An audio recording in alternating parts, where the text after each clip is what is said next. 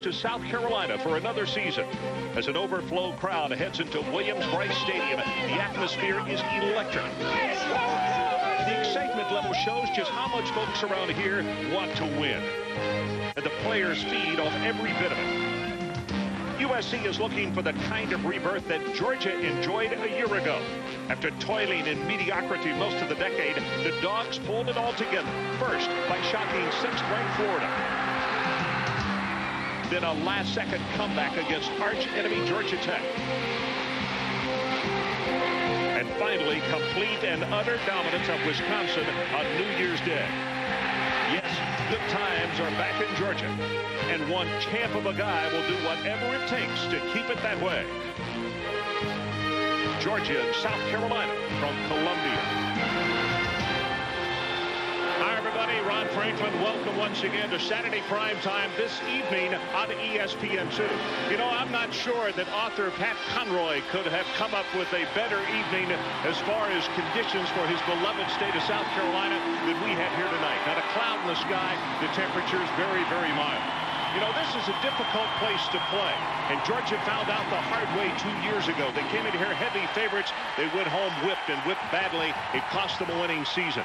But for Jim Donnan, 10-2 last year. He lost 14 starters. Don't be surprised if they're not right in the thick of the SEC Eastern Division race. But to win here tonight, if these fans have anything to say about it, to get a victory at Williams-Brice, it can be quite an odyssey.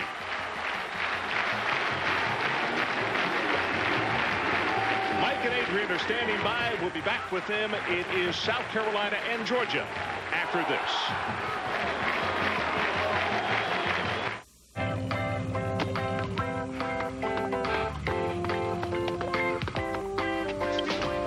Sunny morning, fresh air is calling. I just love my street. The grass is dewy, the trees are gloomy. Just can't be beat. Hello, neighbor. Smiling faces, wonderful places. Smiling faces. EA Sports presents Cyberberry.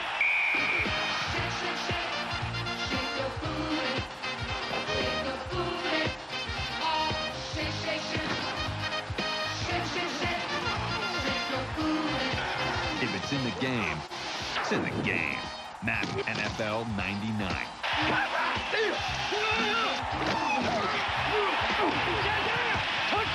EA Sports. It's in the game. Welcome, everybody. Larry Beal in the college football studios. Going to quickly whip through some scores and then get you out to Georgia and South Carolina. Day of some surprises, especially right at the very top. Syracuse and Michigan, and one of these teams was going to be 0-2 after this one. Both lost their openers, and Donovan McNabb just ad-libbing his way into the end zone as Michigan has looked slow and unable to deal with the orange. 24-7. Last defending champ to start a season 0-2, Penn State in '83. The rematch of Route 66, UCLA 42-7 at this point. They're in control over Texas. Florida State having a really difficult time with NC State. Torrey Holt last year torched him for 5 touchdowns. He's got one on this 67-yard score. And Chris Weinke has thrown 4 picks in this game. Auburn, they've bounced back. They're finding some offense. 14-0 over Ole Miss. And Kentucky, Tim Couch, 5 touchdown passes, 52-7 for the Cats. Coming back with Georgia, South Carolina. Williams-Brice Stadium filled to capacity tonight. The number 13th-ranked Bulldogs of Georgia and the Gamecocks of South Carolina. Champ Bailey, we'll see him on both sides of the football tonight. The question is he better on offense or is he better on defense? You can get varying opinions about that. One thing for sure, he really will have an effect on both quarterbacks tonight. Mike Godfrey, as usual, joins me on the telecast. Mike, let's talk about Anthony Wright, the quarterback for South Carolina. Quite frankly, after the knee injury he suffered last year against Tennessee, I didn't know if we'd ever see him play college football again. Ronnie hurt his knee on November 1st against Tennessee. He worked very hard to rehabilitate his knee. His teammates always had a lot of respect for him, but they've gained some respect because of his toughness. He had an excellent game last week. On the first play, ran 7 yards, shows his toughness. He's an outstanding quarterback. He's got great velocity on the ball, but he also can roll out. Here's where he can hurt Georgia, because he tucked that ball in and take off with it. He's an outstanding quarterback. All right, speaking of outstanding quarterbacks, Georgia has a freshman. Now, if you live in Georgia or in this part of the country, you've heard of Quincy Carter.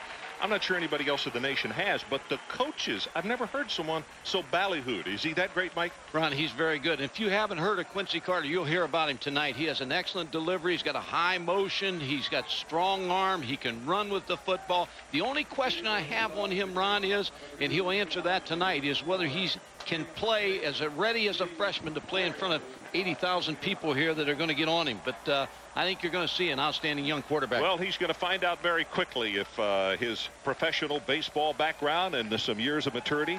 As you look at Jim Donnan, third season at Georgia, 1997, a 10-2 year. Yep, he's going to find out quickly if those years of service in the pro baseball ranks have helped him. Brad Scott, his 5th year here at Columbia, South Carolina. And it will be Georgia going on offense first tonight as Steve Florio kicks it off for the Gamecocks. Wansley with the return. Bounces it outside, and he takes it out to the 31-yard line. Adrian Karsten is down on the sideline. Let's go down to check with him. Adrian? Ron, thanks very much. Now, the real significance of Georgia's Champ Bailey in this game tonight, well, I'm told he's going to line up in at least 4 separate positions. First, defensive back, wide receiver, flanker, and even kickoff returner. He represents a number of things, Ron. First of all, the creativity in the Donnan scheme. When on offense in the huddle, he can represent the voice of experience with a true freshman quarterback, and he represents some headaches, of course, for South Carolina. The only way to really keep an eye on him tonight is with Champ Cam. We'll highlight all night long, Ron. Okay. First down, and you can see good field position straight ahead with Patrick Pass. He didn't play last week because of a turf toe, and he is getting the call to tailback tonight. Defensively for the Georgia, or offensively for the Georgia Bulldogs, going to be Carter, along with Orlandis Gary and Patrick Pass. The receivers, very good ones. Small and Greer. Larry Brown, you know his background. He's a college basketball player as well. Nice hands at tight end. Up front, these may be as good a tackles as any team has in America with Stinchcomb and Terry. And in the middle, Herndon, Miles Lucky, and Jonas Jennings. Offsides on South Carolina to start this ball game. Offsides on the defense. 5-yard penalty. Still first down. Ron, you got to figure Georgia's going to run right at this small defensive front of South Carolina. They're going to have to answer this challenge early to try to deter Jim Donnan. Well, Cecil Caldwell is probably the biggest up front at defensive tackle for South Carolina at 270 pounds, and he has a gimpy leg. Champ Bailey in the ball game at wide receiver. Carter rolls the pocket. He's going to go long, and that's who he's looking for, Bailey. He's got it right through his arms. He drops the ball, but a flag is thrown at the 15-yard line. I talked to Wally Burnham, the defensive coordinator. He said when Champ Bailey comes in that ball game, we know they're going to try to go to him some type of way, figuring maybe a screen, the deep throw he just viewed, or a reverse. And he said all our players will yell when Champ Bailey's in this football game. But he ran right by Kevin Brooks, showed his speed. Mike, he's looking back because of the way this stadium is positioned. Holding on the pass receiver. Going to be 15-yard first down, automatic first down. I think he means holding on the defense, but he looked back into the sun. That ball went right through his arms. It was perfectly thrown. Yeah, I don't think there's any doubt it could have bothered him, but I like the play call by Jim Donnan. It'll get the defensive backs to loosen up a little bit and shows you the speed and ability of Champ Bailey. Adrian was talking about Champ Bailey. We saw him in one position. That's a pretty good one. Well, for people who don't know in other parts of the country that don't watch the Southeastern Conference regularly, Champ is the regular starter at left cornerback and is a very good cover corner. He also returns punts and kickoffs. As Adrian says, he does just a little bit of everything and does it well. 2 tight ends this time for Georgia, Brown and Wiggins.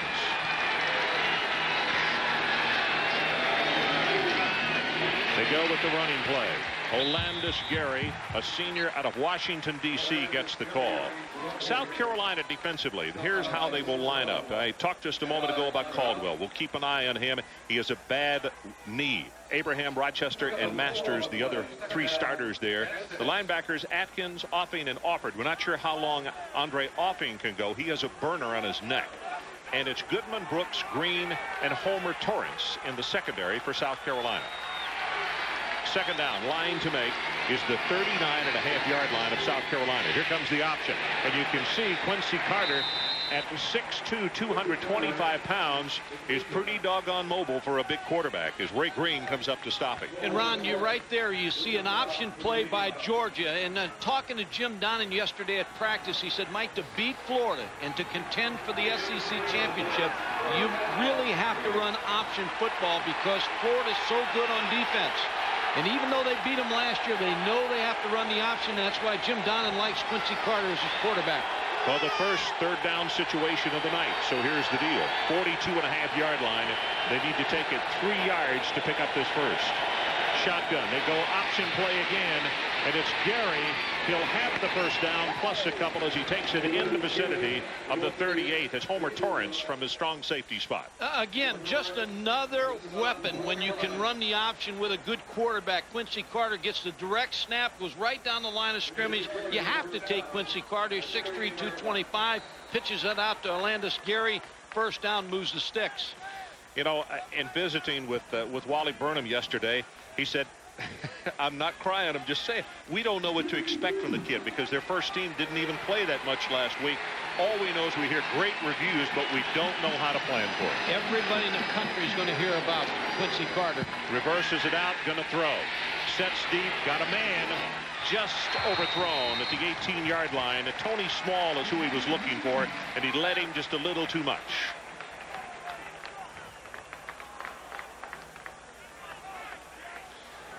And we talked about in that open a moment ago the 14 youngsters that graduated off a 10-2 team. Mike, look at the offense that they lost in Bobo, in Ward, and in Edwards, and that's considerable. You see that graphic, and we visited with Jim Donnan about a month ago, and he was as upbeat as anybody, and I thought either he's crazy or he knows something we don't know, and he did know something we don't know. He's got Quincy Carter. Second and 10, draw play. This is pass, and that's a nice job defensively by South Carolina. Tripped up by Cecil Caldwell, the big fellow I was just talking about. He's a junior out of Newberry, South Carolina. Yeah, Wally Burnham said about Cecil Caldwell, he's the quickest defensive lineman we've had since we've been here. And he's going to need that quickness tonight because he's against a very solid offensive line of Georgia. Wally also admitted that they'll not be able to use him all night because that knee will start to swell on him. But they'll use him as long as they can. Then Rashad Wilson will come in to spell it. Third down, line to make, is the 28 of South Carolina. Carter's going to run it. He's loose for a first down. He slides in. And you know what? He's not getting a good spot from the far sideline, Mike. He missed it by a yard. He missed second base. Yeah, he really did. He likes to slide because of his baseball background with the Cubs, but maybe slid a little bit too early.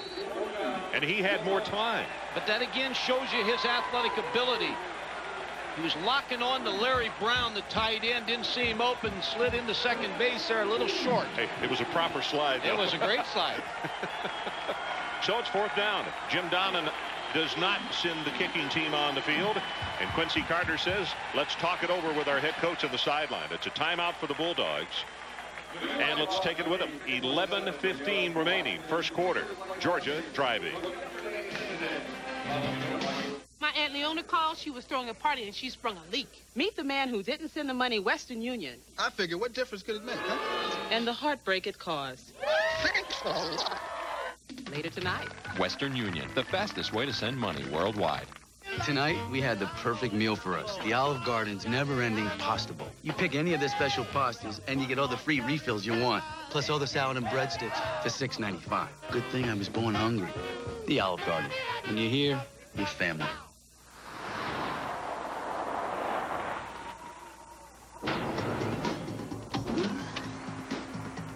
Select road. Validating tires. What kind of road can you drive on with BF Goodrich tires? Approved. Enjoy. Any road you choose. BF Goodrich tires. Take control. Da, da, da. Da, da, da.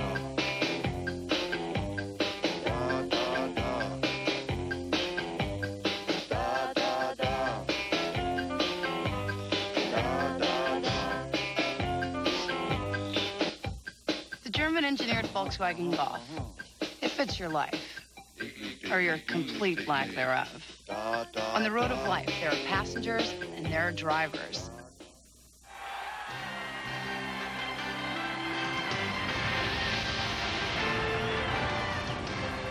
ESPN2's presentation of college football, Georgia versus South Carolina, is brought to you by Volkswagen. On the road of life, there are passengers and there are drivers. Well, I know the coaches are hoping that the team will be as aggressive as Ugafora is tonight. Fourth down, Georgia.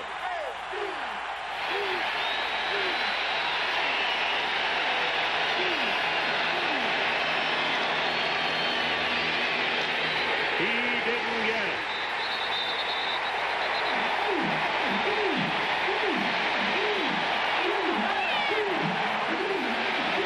Ray Green from his free safety position, a redshirt junior out of Charleston, came up to make the big stop. A big stop by Ray Green because a down-the-line option. No place for Quincy Carter to go. Good inside fill by the free safety, Green. Good stop for South Carolina defensively. Oh, that's huge.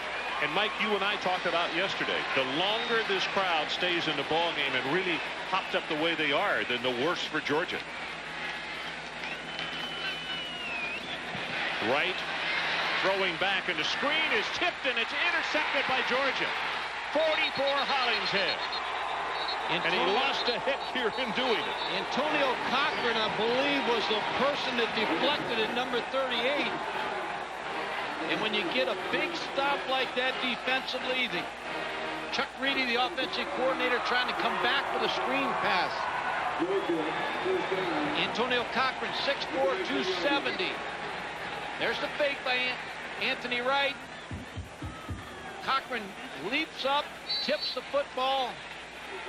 Georgia in great field position. Boy, Mike, he could have run forever. Georgia, it appeared, had over-pursued. If he puts a little arc on the ball. He should have put a little arc on it, Ron. He tried to throw it flat. And the athletic ability of Cochran just caused the interception. Well, on the defensive side of the ball, he's the other guy that the Georgia coaches talk to us so much about. To the defense. We're on the improper equipment. So something they have gotten really strict about in college football, and particularly in this league, improper equipment, and we would assume either no mouthpiece or a pants leg that is rolled up too high. So a timeout has been charged, and we'll take it with him. 10:59 left in his opening quarter.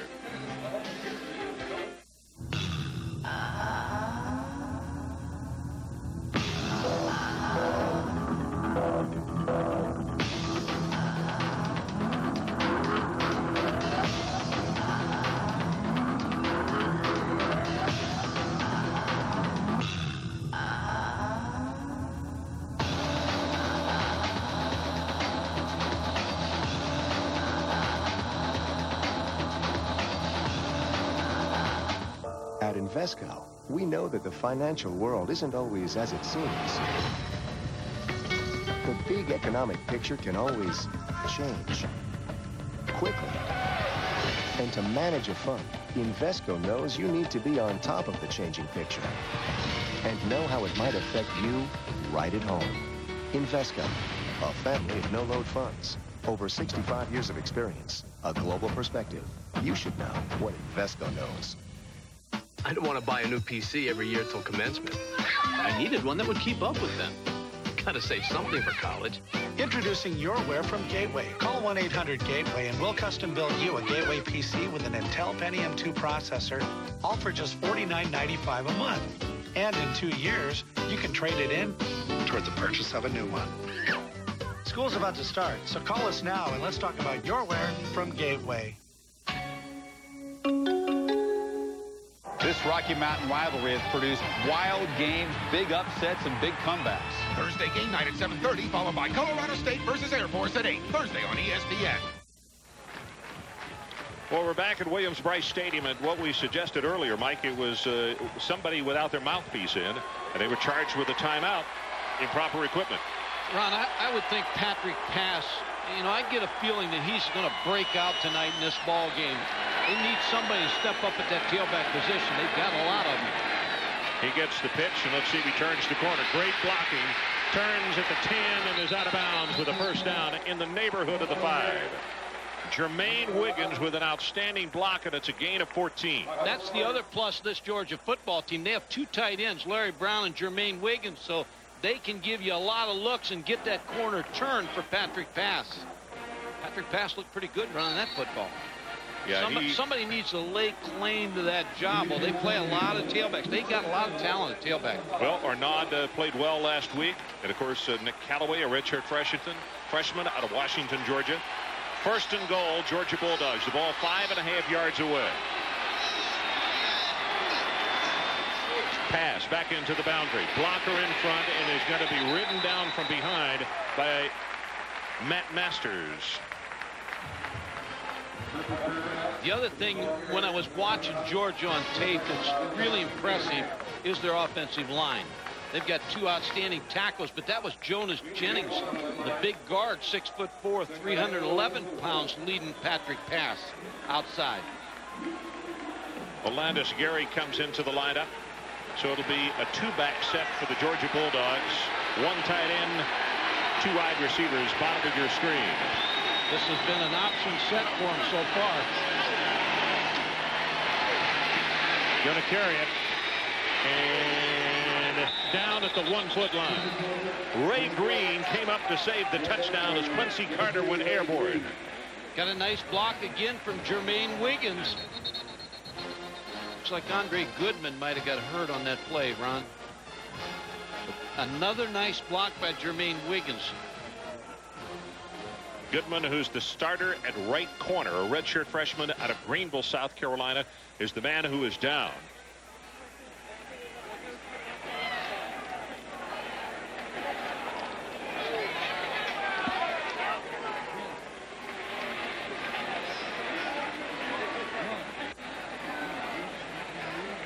And while we have a second, let's check in with Larry Veal. Larry?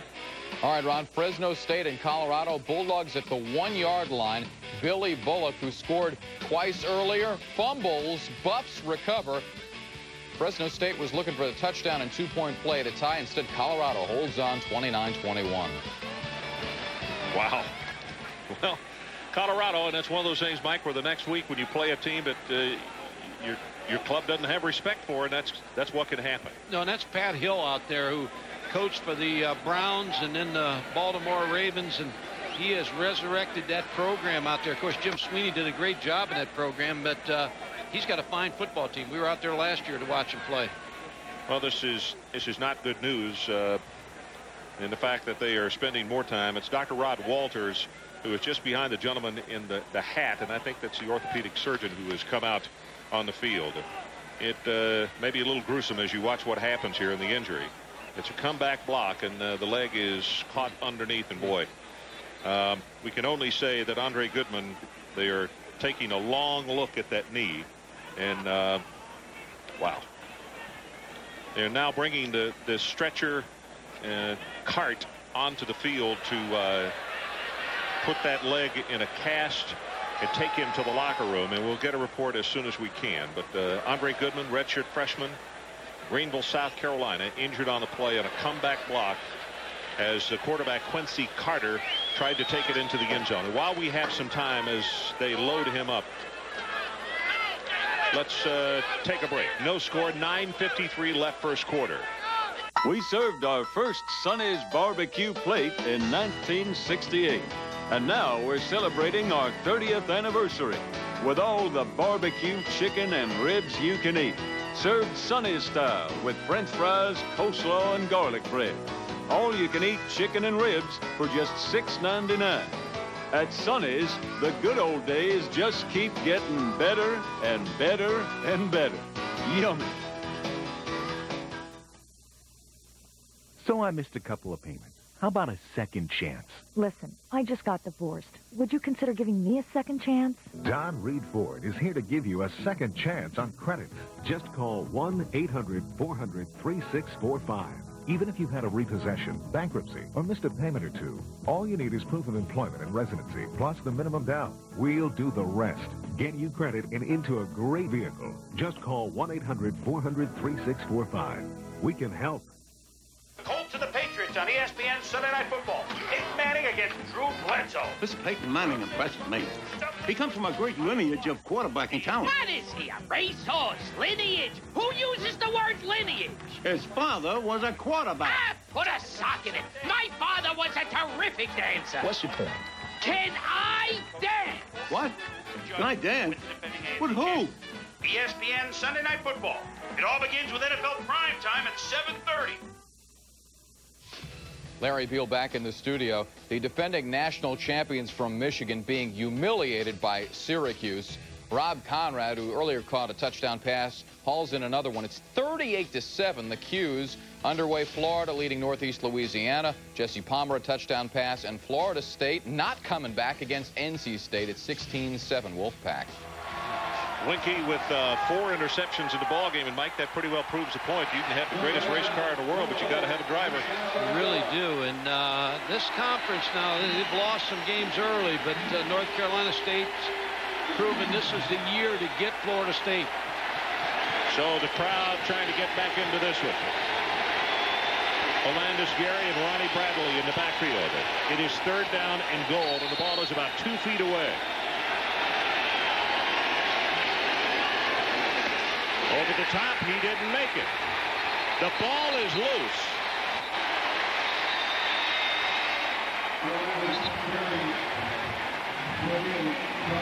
Flag also down across the way.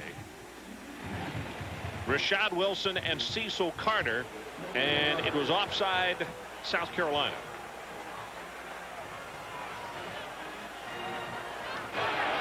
Offside on the defense. That's the distance penalty. Still 3rd down. As I mentioned, we will get you an update on Andre Goodman just as soon as we can. This is an excellent facility at Williams-Brice Stadium, and Richland County Emergency Services right there immediately to take the youngster. He will be put in an ambulance and taken to the hospital. Ron, South Carolina is having some problems getting lined up. Sometimes when you're in a goal line situation, you try to get as much of that ball as you can, and then I'm sure one of the defensive linemen was offsides on that play, just trying to get a little bit too much. But you'd think down here with the 6'3", 225 Carter, just by the ball bouncing out, I think quarterbacks need care. Well, particularly when you got a quarterback that's like 6'3", almost 230 pounds. Adrian, let's check in with you. Can you update us on Andre Goodman? Unfortunately, Ron, I can. Bad news for Andre Goodman, the defensive back. Probable tear to not only his posterior cruciate ligament, but his medial collateral ligament as well. What that does is provide stability to the back and to the side of the knee. Very unstable, taking him to the locker room now for x-rays and potentially to the hospital.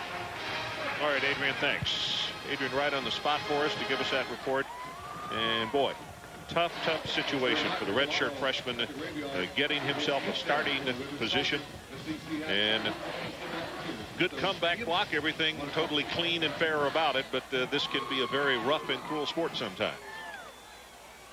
Tough injury.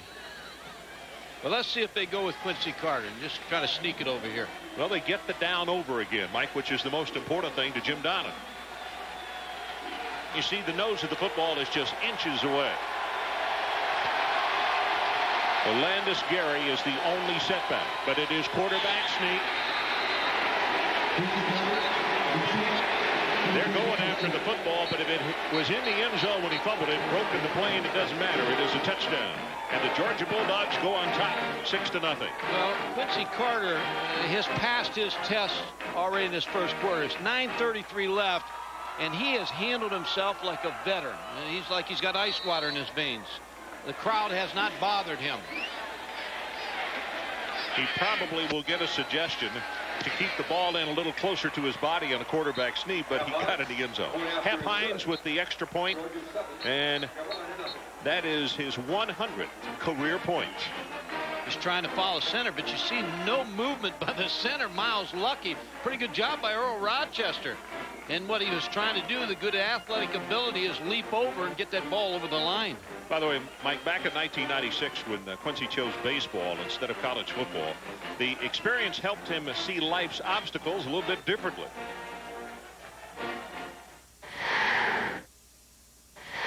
It's 3 years ago, you know, went through a lot of adversity, you know, during baseball. I went through spells where I was 0 for 35 and thought maybe the world was going to end. So, you know, going out there and not scoring on a couple of drives, you know, it's not going to be as big as those days in baseball. And it's just going to help me deal with a whole lot much adversity a lot better. So Quincy on the sideline, and as Mike mentioned, he does look like an experienced player. As you see, 4 plays, 19 yards, 126, and it was all set up. You know, give credit to his defensive player, and that was Cochran, Antonio Cochran, who came up with the tip pass. The ball intercepted, and they got it right back. Well, his batting average is pretty good right now. He may have gone 0 for 35 in the minor leagues, but his batting average is pretty good for Georgia football. Holloman to kick it off, and like last week, he put 4 of 9 kickoffs into the end zone. This one will not make it. This is Williams, Boo Williams from the 9. Williams all the way out to the 36-yard line. Earl Chambers on the special teams. Larry Beal, what do you have for us? Hey, Ron, Florida State 47-1 all-time in the ACC. You're waiting for them to come back against NC State, but Chris Winkie with a high pass picked off by Anthony Kaysen. 5th pick of the day on Winkie as NC State continues to lead 16-7. Think if that holds, there might be a little party brewing there tonight. Oh. Jerry Punch, I know he's at the race, but he'd be in the middle of it. He may have higher octane than anybody if they win that one. Gets the pass away and knocked down on a nice defensive play. And that is Orontes Grant, who got outside to knock it down.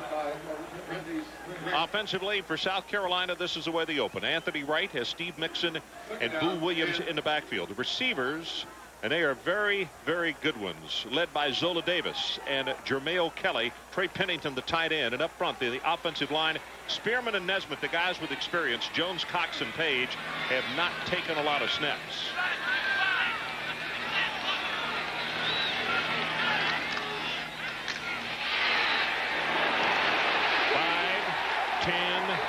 Counted off at 11 yards for Hembrick, and Kirby Smart had to come up from the secondary to make the tackle.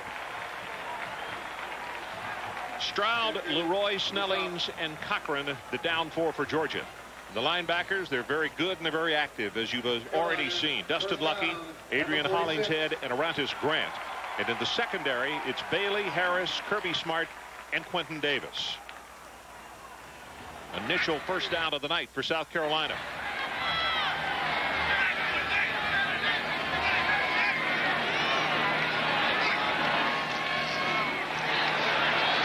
Right with the pitch, and Hambrick has his feet taken out from under him by Hollingshead after a short gain. It'll be a couple. South Carolina, Ron, trying to show different formations on every play to try to confuse these young linebackers for Georgia. Both teams have some young linebackers. Showing them a lot of formations, see how they adjust to it. The play caller, Chuck Reedy, he's watching adjustments right now. And Mike, Chuck Reedy has always been a guy, they do a lot of check with me, do they not? Do a lot of it, Ron. This should be a run right here now. As Anthony Wright's trying to count out, he's looking for Dustin Luckey. Right up the middle. Big opening again. Hambrick inside the 35, and he's down to the 32-yard line as Quentin Davis makes the stop, and it's a 19-yard gain. Ron, you're talking about checkoffs. Anthony Wright will go to the line of scrimmage. He's got 3 receivers in the ball game. Here's what he's looking for. He's looking for where Dustin Luckey lines up. That's number 50 right there. So he'll check it. If he's inside, he'll throw the ball. If he's outside like he is right there, he'll run the football. Gets a real good block out of Steve Mixon there, and Troy Hambrick with a good gain. Straight ahead, and they give it to Mixon this time. It's a very short gain.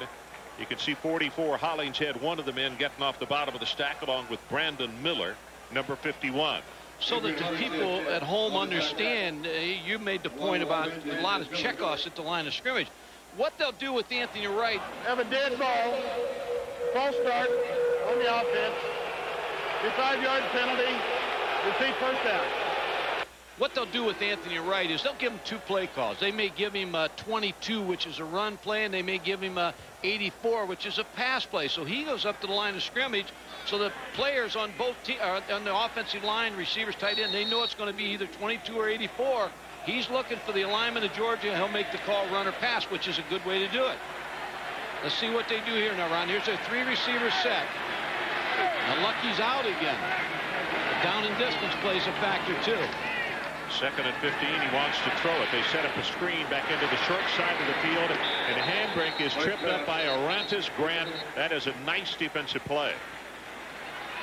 And let's check in with Adrian Karsten again. Adrian, what do you have for us? Just to put a period on how simple or simplistic this offense is, talking to the offensive lineman Thursday at practice, the language is very simple. So as coach describes, when he comes to the line, he's got a 50-50 decision to make here. Do I run?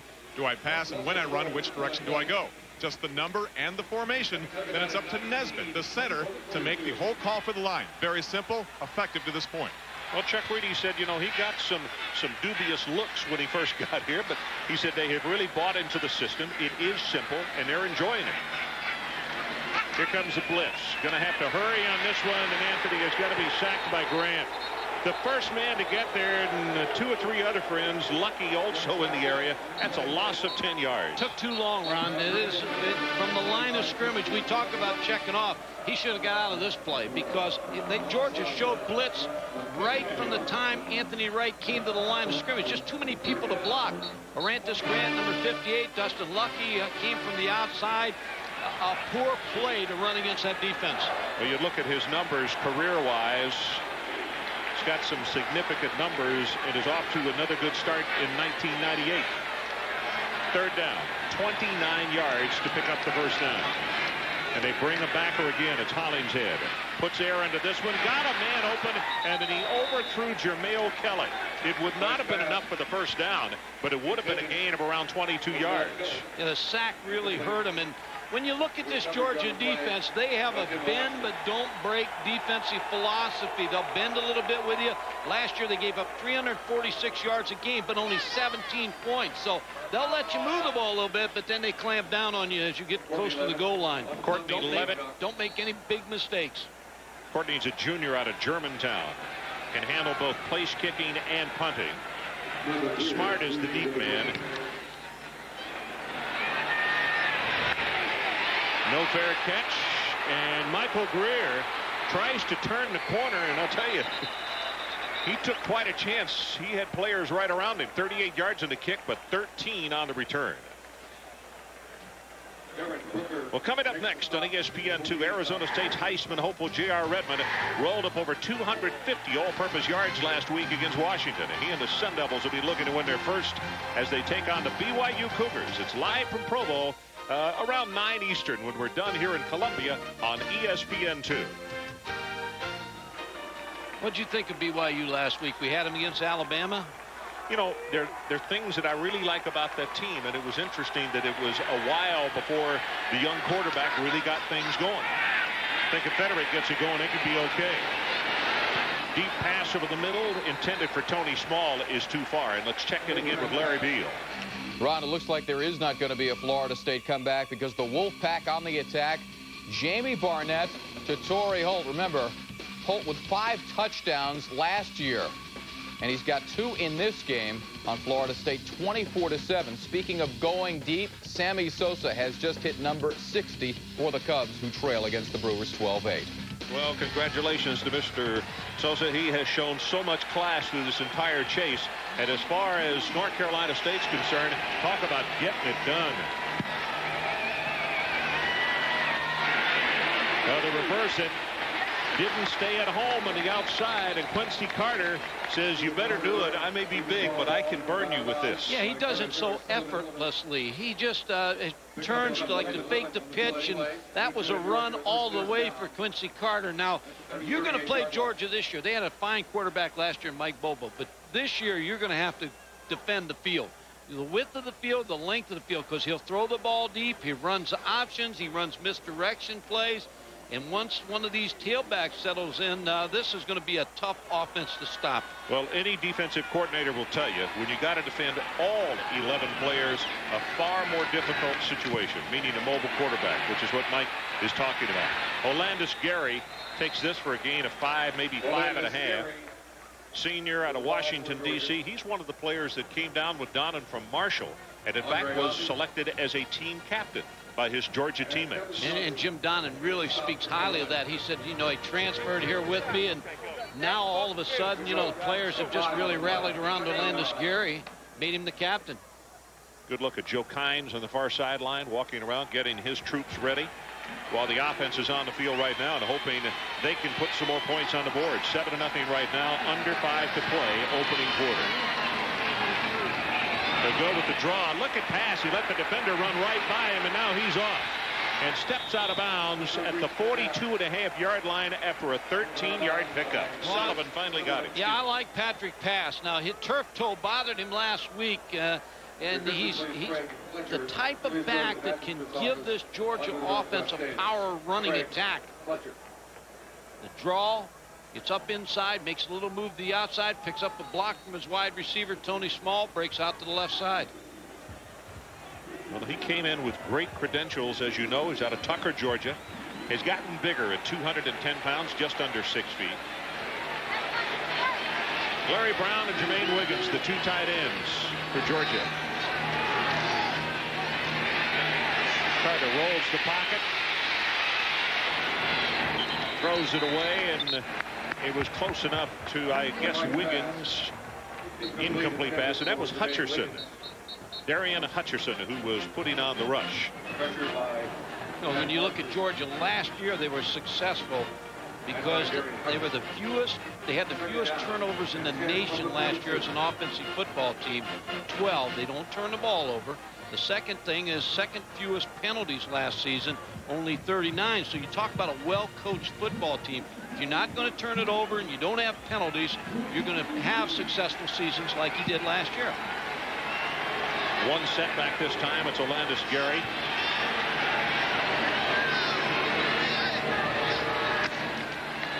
He gets the call. Great job defensively. That's Cecil Caldwell, who was right there, fought through his blocker, and then made the tackle. And we talked about his knee, and he was really, he looked as though in pain getting up out of that three-point stance, Mike. Well, they like to play him outside eye of the guard. Now, he'll play both the left side and the right side. He's what you call a three technique. They number all the techniques along the offensive line.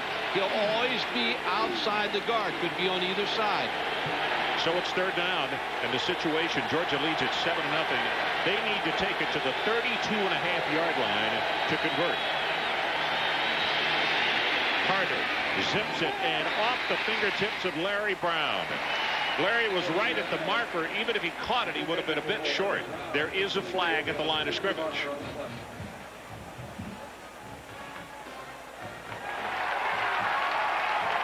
All right, if you're South Carolina, do you back them up, you give them another down, or do you have them punted away? I don't think I would. I think I'd let them punt it. I don't want Quincy Carter to have the ball one more time. No more at bats. No. Holding on the offense is refused. It'll be fourth down. So Brad Scott does just that. His team will, I don't even know if he'll drop somebody off, because this obviously will be a pooch kick. And I would imagine now that Georgia, let's see, it's Wynn Kopp who is going to kick it away. It's number 5, Kevin Brooks, who is back deep. Averaged about 35.5 yards in last week's first ball game. And as typical early ball games, needed one more special teams player. It happened to be the guy who snaps it. Well, they can't start without him.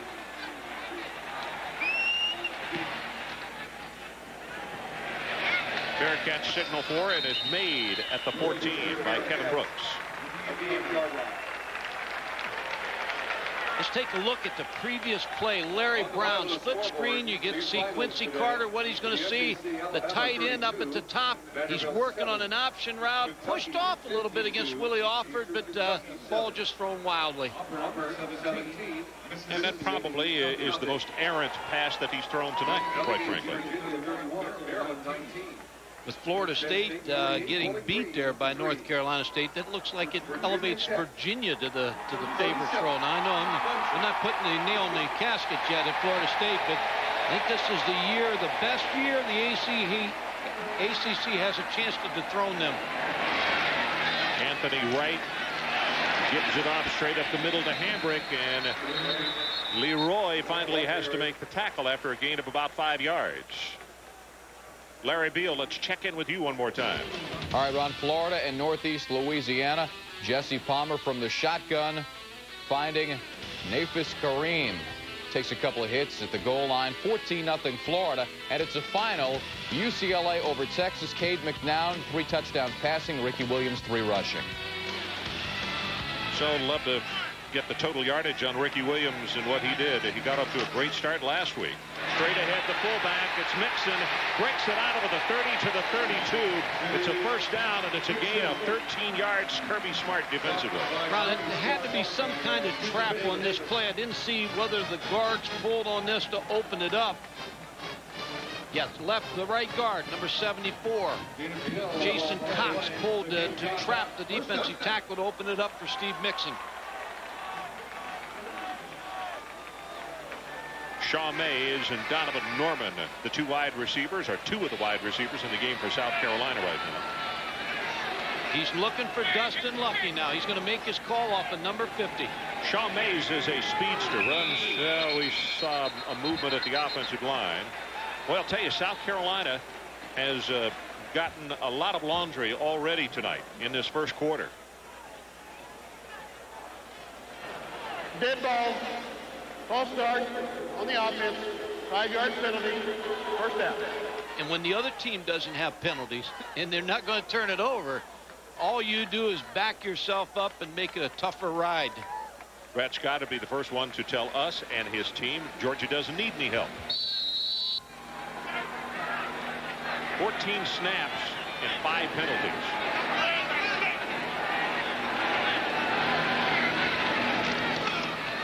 Draw play. This time Hambrick, the junior out of Lacucci, Florida, wrapped up by Arantes Grant, and it's going to be second down at about 14 yards for the first. Grant now has 3 tackles in this first quarter. He's off to a great start.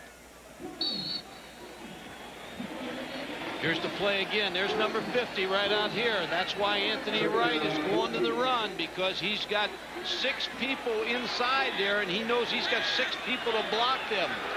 Joe Kynes, the defensive coordinator of Georgia, looking on.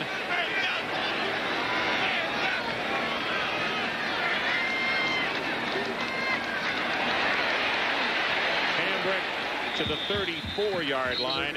Hollingshead makes the tackle. I tell you, Wright is getting pressure even when he's handing the ball off. Right now, he almost was not able to make the exchange. And Ron, he's checking off every play. Now, he was 100% right according to his coaches in his checks last week against Ball State. Georgia's showing him a run defense. You see 46 rushing and -4 passing for South Carolina. A little more arc on that opening screen pass than they might have. He had some big yardage. Big plus yardage.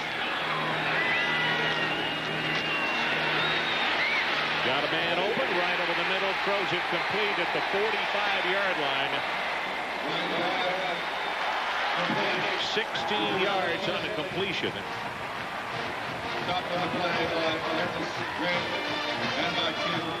Jamel Kelly is the receiver, freshman All-American last year at 43 catches, 10 touchdowns, heavily recruited by Georgia, Clemson, North Carolina. All of the teams wanted him. Just a curl downfield, tackled by Tim Wansley. Should be a run here.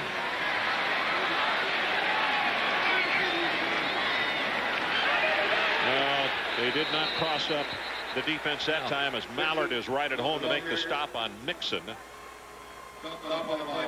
And that probably is going to be the final play of this opening quarter. 3 seconds down to 2, and we will go away from Columbia, South Carolina, with Georgia leading at the end of the first 15 minutes, 7-0.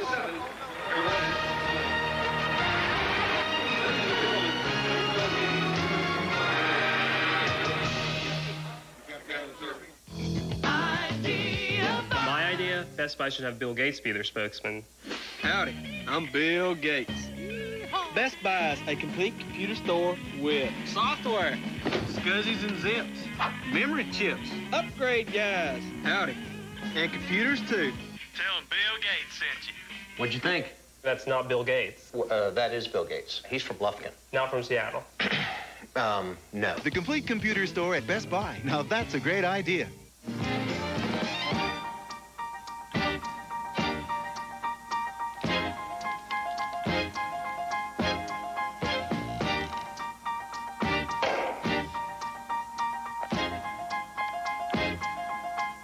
Tony's original love, the Blimpie best. Ham, salami, capicola, prosciutini, provolone, choice toppings, all on freshly baked bread. Blimpie, it's a beautiful thing. Da, da, da.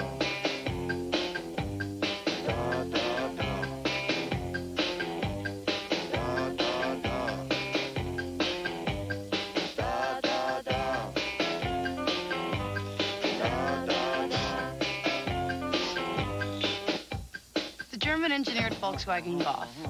It fits your life, or your complete lack thereof. On the road of life, there are passengers and there are drivers. Say you could create the airline of your dreams. Keep going. Ooh, comfy. What next? My, we are dreaming, aren't we? Friendly service, good. Hey, it's already here. Midwest Express, rated the best U.S. airline in the Zagat Airline Survey and Condé Nast Traveler. Just one thing left. Perfect. Great fares, great schedules are yours online at flymea.com. I can help you plan ahead and make sure you have money for things like kids' education. That's fantastic. But I was thinking about starting my own business. As a matter of fact, that's part of the plan, too. Now, here's the best part. Guaranteed income for you and Meg to retire in style. AXA, dynamic vision, Equitable, a trusted resource. Call us. Equitable is a member of the global AXA Group. Georgia leads it 7-0 as the sun tucks behind the stadium here at the end of the first quarter. It is now Eastern time, about 6 minutes until 7 o'clock. Uga enjoying so far what he has seen. Situation, 2nd down and 10. South Carolina trying to go into Georgia territory for the first time tonight. Throwback. Got it complete to Kelly, and he is going to be dropped by Jeff Harris for a big loss.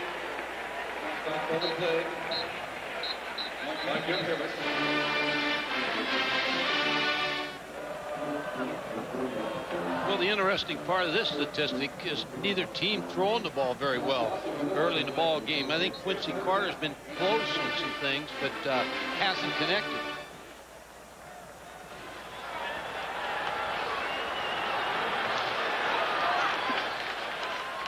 We're going to break down here in the next couple of plays, Mike, the run-pass ratio for South Carolina, because Chuck Reedy said he wanted 2 runs to every pass. 3rd down. Right.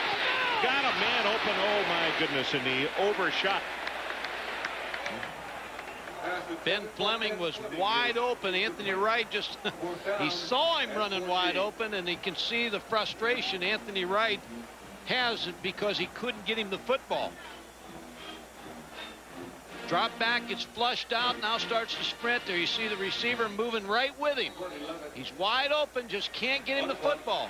Doesn't get squared around to throw the ball. Threw it across his body. Courtney Levitt is standing back to get this kick away from his own 32. Better kick this time. Spiral's going to turn over, and Michael Greer signals for the fair catch reluctantly at the 14-yard line. It's a 42-yard kick. Well, coming up tonight at midnight Eastern here on ESPN2, NFL Tonight. Join Mark Malone along with analyst Sean Salisbury, Mike Golick, plus visits from Anthony Munoz and Merrill Hodge as they bring you news, insight, feature, and analysis from around the NFL. Watch NFL Tonight each Saturday at midnight. Weekdays, Tuesday through Friday, or Thursday it is, 7:30 Eastern Time. Ron Anthony Munoz, a great player. He's got a son who's a junior at Moeller this year that's an outstanding tackle prospect.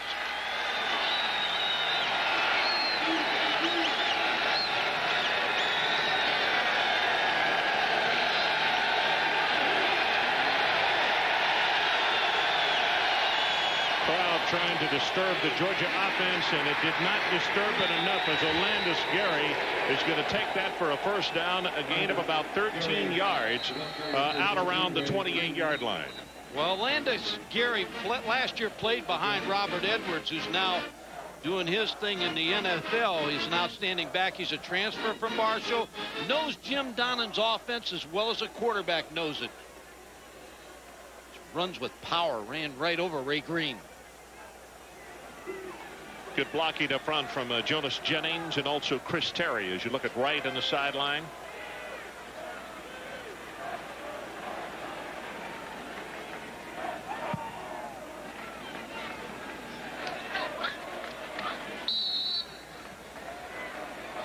Georgia drove the ball early in the first quarter. They were stopped by South Carolina, but on the first down, they were going to have a throwback screen and the ball tipped at the line of scrimmage. Georgia intercepted it and then took it in for the touchdown in their second offensive series. Got the pass complete to Michael Greer. Close to a first down. It's going to be a gain of 8.5. Larry Veal, what do you have for us? Florida and Northeast Louisiana. Not that we really expected this one to be a nail-biter, but Jesse Palmer to Travis Taylor here in a game that's starting to look like a controlled scrimmage. 21-0, still in the first quarter. Gators on top, and Chris Wenke has just been picked off again as NC State leads 24-7 over Florida State. Well, 5 interceptions, and as we mentioned, not just to point the finger to him, the team loses it, not just one guy, but boy, that is a great team to be having that kind of problem. Hit at the line of scrimmage. That is Stamper who comes in to make the tackle, and it's going to be a third down situation. Ron, we know about Matt Stinchcomb, the left tackle for Georgia. He's an All-American candidate. On the other side, Chris Terry, I think he's the best football player in America that nobody knows about. Look at that drive block right there. 6'5", 285. Now, he is an ex-defensive player, has great feet. Joe Kine said he'd been a starter on their defense. He's the most impressive offensive lineman I've seen. Third down, and they need to take it just across the 38-yard line. Carter sets to throw, and he swings it out to Gary. And he fumbles, and it's picked up by South Carolina.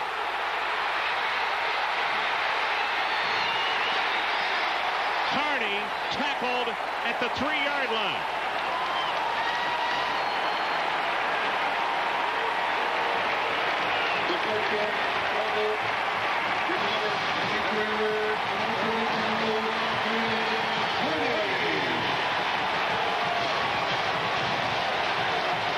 So turnovers are now even at 1 apiece. 1 for the Gamecocks. It cost them a touchdown. Let's see if it cost Georgia a touchdown. Well, we just said they were the fewest turnovers in the nation last year with just 12. Olandis Gary pops it up in the air. Homer Torch with a good hit. Number 25. Kenneth Harney takes it down inside the 5. So let's see if the Gamecocks can put it into the end zone, and there is movement on the offensive line, and it looks as though they're going to lose 5 yards for their 6th penalty in this first half. Making a lot of mistakes. You don't want to make a mistake down here inside the 5-yard line. Now, a lot of times, defensive guys will make verbal calls down there, and sometimes if it's close to the cadence, a guy will jump off. So that may be the question here, whether somebody in the defense made a call similar to the cadence of South Carolina and drew him offside. Master Sizemore and his crew discussing the situation right now. 7-0. Georgia leads if you just joined us. No penalty. I don't understand that. Well, you see, Melvin Page was the first one to applaud at Williams-Brice Stadium. I don't blame you, because that's a lecture you won't get on Monday. Mixon, the fullback, Hambrick, the tailback. Mixon, right side, going to have a gain of about 1. And that's Dustin Lucky, the first one to get there and make the hit. Just on that play, Ron, they're going to have a hard time running up inside here because they're getting too much penetration out of this Georgia defense. Joe Kynes, the defensive coordinator, looked like that the whole defensive line was able to get underneath the offensive line of South Carolina, so they may have to go outside and throw this ball in. It's one of the things that Brad Scott talked about yesterday. He said it'd be a real test for this young offensive line because Nesmith and Spearman really about the only ones with any experience. Here's the pitch. Hambrick going to be hit behind the line of scrimmage. Hollingshead led the attack, and South Carolina right now is going the wrong direction. Well, no inside, no outside. You got to throw it in. I mean, because you're getting whipped at the line of scrimmage. There's no doubt about that. On the last 2 plays, the offensive line of South Carolina got whipped and whipped badly by the front of Georgia. So the ball now back at the 7-yard line. It is 3rd down and goal. And the other thing that Chuck Grady talked about yesterday, which every offensive coordinator will tell you, you don't want to be predictable on 3rd down. You don't want to have the defense knowing that you got to throw the football.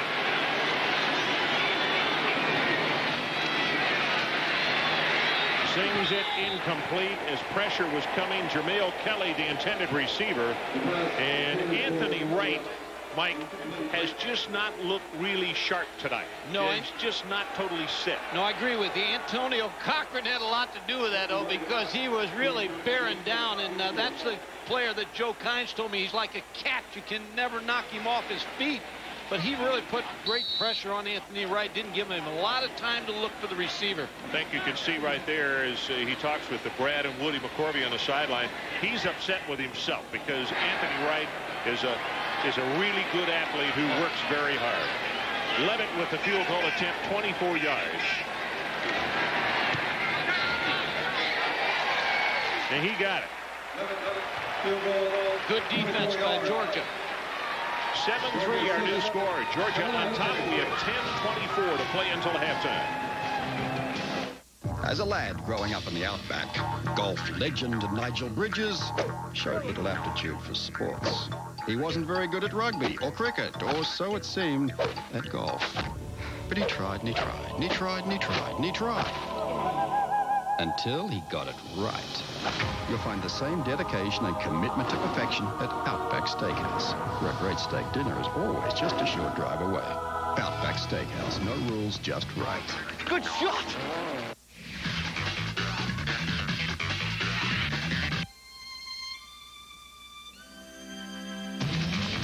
Introducing a sports sedan that sets a new standard of performance, and a touring sedan that sets a new standard of luxury.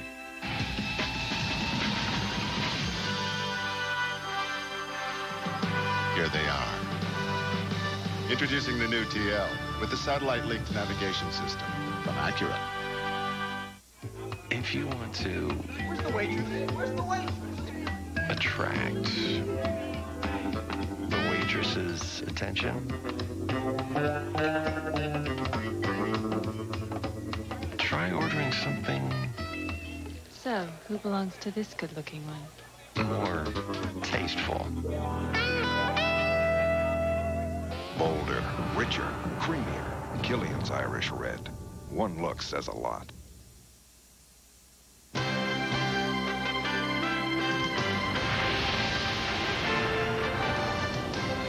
ESPN2's presentation of college football, Georgia versus South Carolina, is brought to you by Killian's Irish Red, which reminds you, one look says a lot.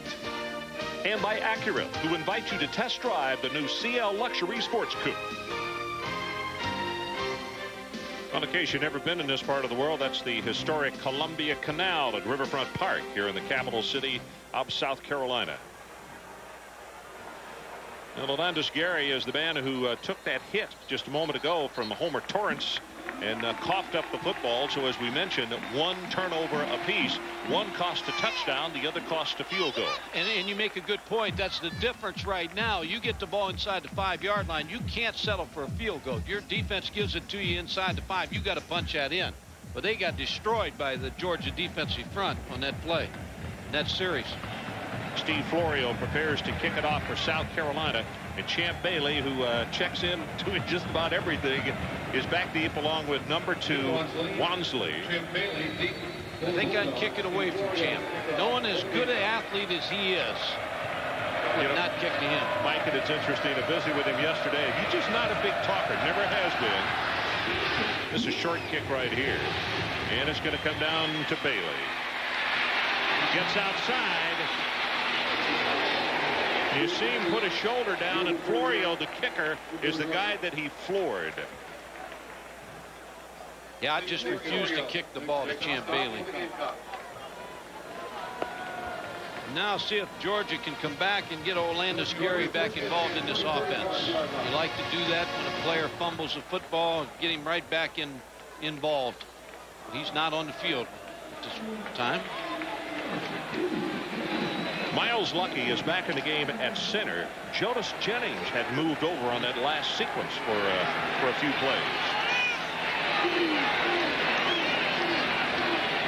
Pitch to Ronnie Bradley. See the blocker in front. Patrick pass.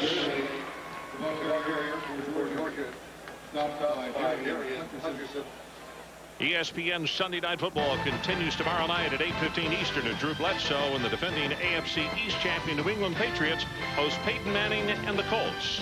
At ABC's Monday Night Football at 8 Eastern, and Steve Young and the defending NFC West champion San Francisco 49ers taking on the Washington Redskins. ESPN and ABC, your exclusive homes for prime-time NFL football.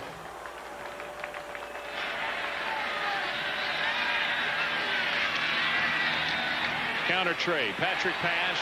Going to be hit at the line of scrimmage, and that's Rashad Wilson, the first man to get to him, number 98, and stop him for a very short game. Well, what Jim Donnan, the offensive coordinator and head coach of the University of Georgia, is doing right now is he knows he's got a big size advantage in the offensive line. The front four for South Carolina averages 251.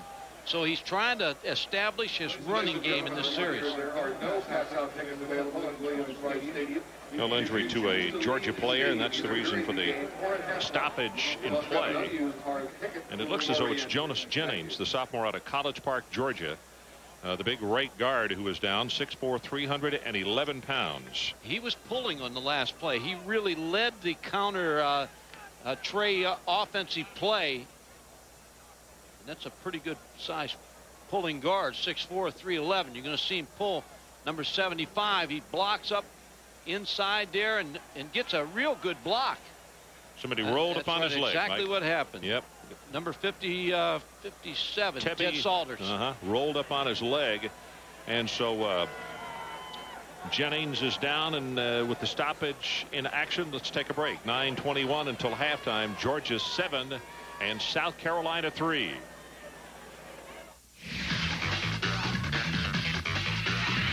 To retape that right ankle. Meanwhile, Reggie Stargell, number 63, a sophomore from LaGrange, has replaced him at right guard.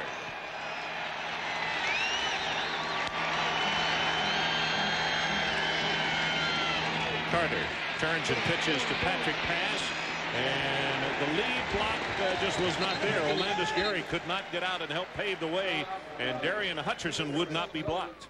Hutcherson wasn't blocked, and again, Ray Green, the free safety, who led them South Carolina in tackles last week with 13, and already is starting to do some good things on defense. Yep. Your free safety, you need to be able to run and have range. Ray Green does that very well.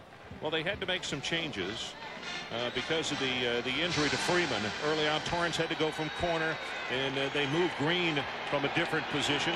But they have played corner, and they're good cover safeties. Mike, it was a blessing for them. Carter lines it, intercepted. Ray Green. Hey, he's going to have his own coming out party here.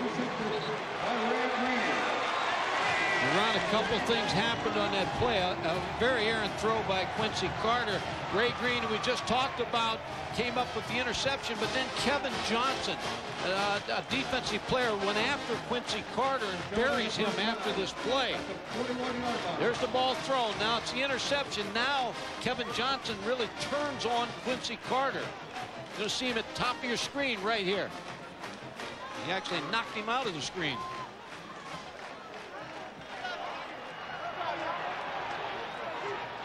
Well, those numbers are going to go up in a hurry if he continues to play the way he is tonight. As Hambrick tries to turn the corner, breaks one tackle. That's a tough run as he hit Dustin Lucky. Here's what happened to Quincy Carter after that pass, because all of a sudden when you throw an interception like this, you become a defensive target.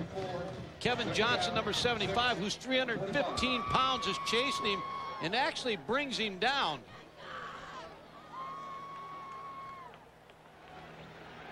Quincy Carter said when in baseball they don't do that. I started to say when he's in center field or right field, he doesn't have to worry about that. There's some rough fans, but not like that. 7-3 our score. This is Hambrick. Gets a nice lead block, and he'll take it to around the 50-yard line. And let's check it again with Larry Beal. All right, Ron, shock for Florida State in Raleigh. As you can see, the Noles cannot believe what has happened. NC State, the fans tearing down the goalposts. Maybe their biggest win in history as they stun the Noles 24-7. Chris Winkie picked off 6 times. Well, I'll tell you what. The NC State folks, remember doing the game down there, what, 4 years ago, and it was 21 or 28-0 at the end of the first quarter down in Tallahassee. Boy, they deserve good things to happen to them, but that's as big as they've had in a long time. Well, they were thinking about trying to run Michael O'Kane out of there, but now they'll add a couple more years to his contract. So a good win for Michael O'Kane and his staff. Ron, here's the thought I have right now. You said at the beginning of the show, what you want to do if you're at South Carolina playing this a noisy crowd, you want to take them out. They're leaving South Carolina alive here a little bit too long now. I'll tell you, they're giving life to this football team, and Jim Donnan can't feel good about that. Well, you look at this capacity house, and I mean, these are their guys, and they come and they're loud for the entire 60 minutes from the Odyssey when they bring them on the field until it's over. And Mike's right, they are really into it now. With just over 6.5 to play until halftime. Here comes the blitz and the running play with Hambrick as he bounces off Cochran, but the big fella Antonio got enough of him to knock him down. Kirby Smart was going to stop. When you go back to the turnover, when South Carolina got the ball inside the 5-yard line, and watch how they get pushed back by the defensive line in Georgia. They tried to run inside, now they try to come outside. And they just didn't do a very good job on their goal line offense. They were destroyed on that series. So it's second down at about 10 yards to pick up the first. You see the clock now under 6 minutes until halftime. Hood in motion, and they reverse it. Oh, that's a nice pass. Didn't know. He caught it out of bounds. Now that time Wright going against the grain, squared his shoulders and threw his best pass probably of the night, and there's a flag down at the line of scrimmage.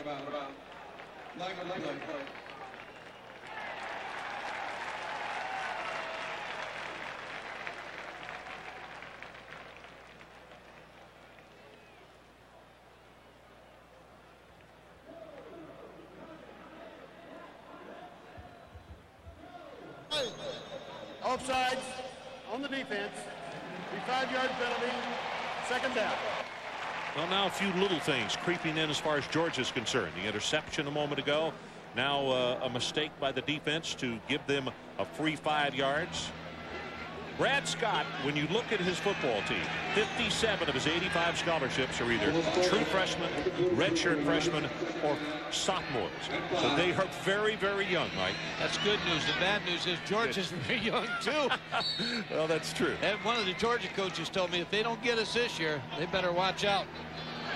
Arturo Freeman, who was an all-conference preseason selection. injured, out for the year, and as we mentioned, the changes in the secondary. Homer Torrance having to take over for him. There's a pitch to Hambrick, and on the spin, he's not going to have the first down. And boy, that was a dangerous pitch. He almost put it right in the arms of the defender. Did a good job. Arantes Grant has had a nice first half for Georgia defensively. Been very active, blitzing, made a good tackle on the open field on Troy Hambrick on that play. Anthony Wright going to come down the line of scrimmage. He's reading that defensive end. He pitches it out. Now watch number 58, Arantes Grant, get off the block of Melvin Page and make that tackle. And you could see Melvin could do nothing about it because he was far enough out of the zone. He didn't want to pick up a clip. Pitch back into the boundary. Hambrick. And he'll have the first down plus 3 yards. Champ Bailey from the secondary to make the tackle. We haven't called his name very much tonight on defense, Mike. No, most people will stay away from him, though, but they did run to his side. Melvin Page picked up a good block. Steve Mixon, the fullback, with a good block.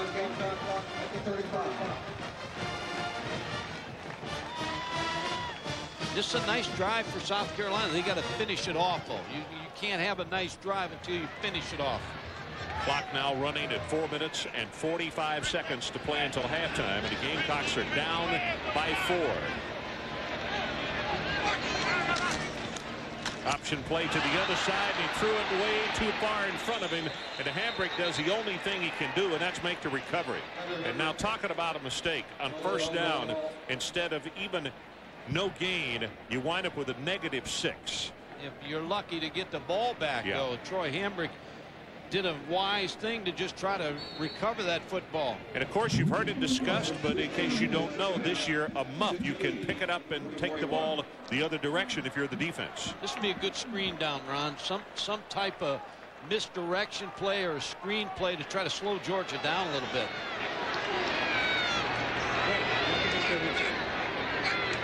Here comes the corner blitz. Gets his pass away, and that's going to be a flag. Hood, the intended receiver, and Champ Bailey is the guy they're going to call for getting there maybe just a half second too quickly. Boy, Stroud was coming on pell-mell. Well, he really was. He was bringing a 266, 300. Interference on the defense. His spot foul. Automatic first down. I made a statement a little while ago, you know, the fewest turnovers in the nation last year, second fewest penalties, and they're starting to mount up in this ball game against Georgia. Anthony Wright did what he had to do because the blitz was coming. Threw quick to Kerry Hood. So the new line of scrimmage is the 36 of Georgia. 3:45 left until halftime. Mixon, the fullback, he'll have one, and that's about it, is Brandon Miller, a junior out of Greensboro, Georgia, is right there to grab him by the ankle. And that's the other thing Joe Kynes, the defensive coordinator, does a great job of, is as good a job as any defensive coordinator in this league. He alternates those defensive linemen. He keeps them fresh so that when you get to the fourth quarter, you chase that quarterback, you got fresh guys chasing him. Brandon Miller's the backup for Marlis Leroy. Josh Mallard's already played at that position, so 3 of them have already been on the field. Second down, about 9.5 yards for the first down.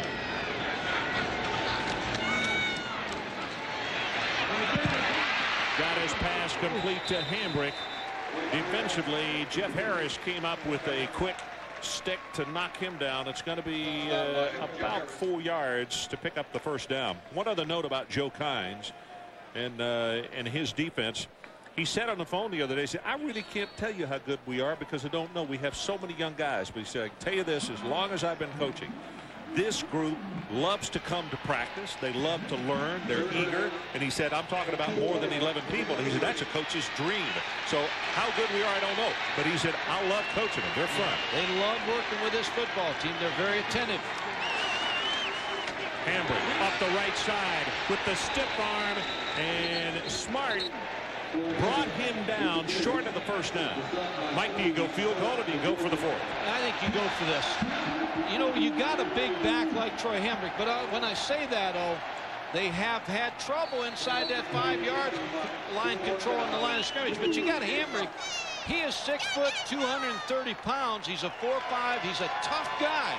He's a kind of back that can break tackles, but they better do a better job than they did the last time they were inside the 5. So the situation, 146 and counting, and they have called a timeout at 1:45, so we'll take the break with them. It'll be 4th down when we return to Columbia, South Carolina.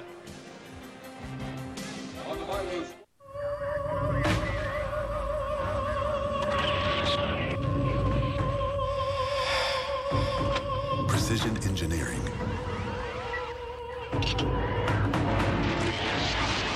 Performance that nails you to your seat. But enough about the high-performance computers Dell worked directly with Ford to build. What can we build yours to do? Call, and for just $19.99, we'll build you this Dell Dimension XPS with an Intel Pentium 2 processor at 350 megahertz, 64 megs of SD RAM, a 10-gig hard drive, an internal iOmega zip drive, and Microsoft Windows 98, a large-screen monitor, 3-year limited warranty, plus 1-year next business day at-home service. The Dell Dimension XPS with an Intel Pentium 2 processor at 350 megahertz for only $19.99. Let nothing stand between you and pure performance. Be direct. Dell. Are you still researching the effects of instant replay? Yeah, we're still analyzing what happened with the Cowher incident. What we can't figure out is what happened in the longest yard. Yeah, you got to throw the flag there. NFL Countdown, Sundays at 11, Mondays at 6:30 on ESPN.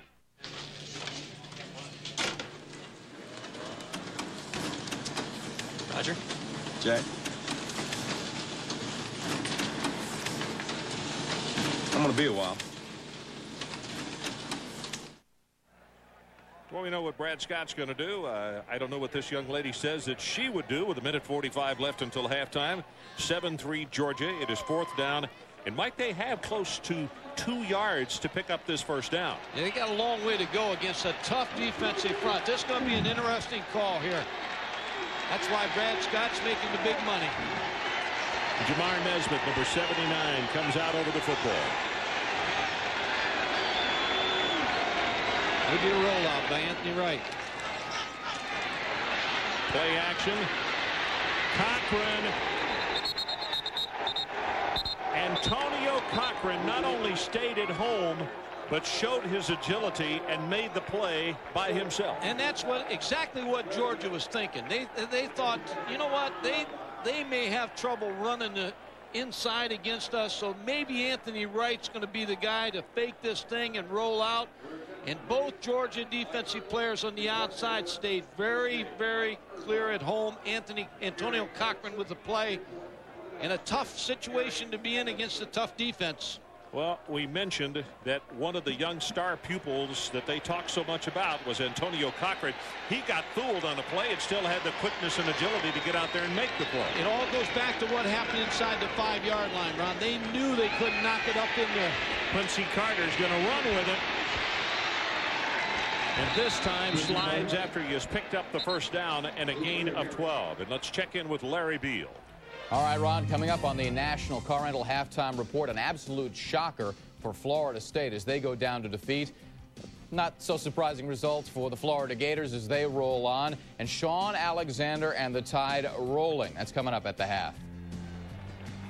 Okay, Larry, we got 1:23 here at Columbia, South Carolina. Carter gets it away, and he wisely threw that one into the turf as Wiggins was the closest man to it. But boy, he had black jerseys all around him. Well, we talked about Joe Kynes' defense. You got to give credit to Wally Burnham, the former Florida State assistant with Bobby Bowden. His defense is undermanned a little bit, and they've given great effort. You see the pressure right there by John Stamper, number 91, on Quincy Carter. They're keeping them a little bit off guard. There's Wally on the left. Middle screen, Champ Bailey takes it into South Carolina territory. And that's a pickup of 12 more as we have 1:09 left until halftime. And Georgia still has 2 timeouts, so they're in pretty good shape time-wise on this drive. Not so fast. They're going back. Another penalty. Whoop. Flag down on the near side, which we couldn't see because of the South Carolina bench. There's illegal procedure on the offense. Everybody did get set, so it's 5-yard penalty, second down.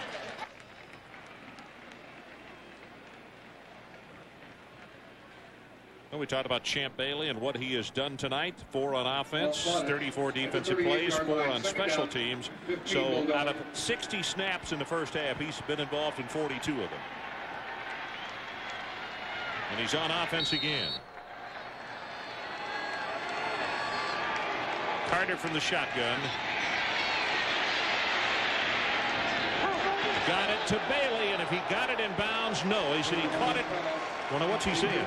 Out of bounds or timeout? Or incomplete, Mike? Incomplete.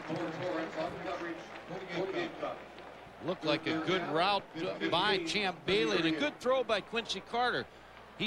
Quincy Carter's not getting a chance to set his feet.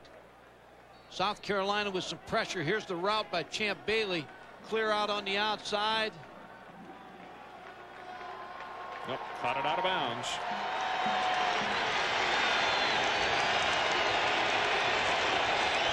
Third down. The line to make the South Carolina 47. And we're going to stop and add another penalty, as it looked like Matt Stinchcomb, the All-American tackle from Lilburn, Georgia, came out of his stance too quickly. Dead ball. False start on the offense. 5-yard penalty. Third down. And it looked like Jim Donnan was just going to run a safe running play just to get the ball pitched outside and kind of pick up what he could pick up and then punt. So let's see now if he comes back to Quincy Carter and just air it out one time.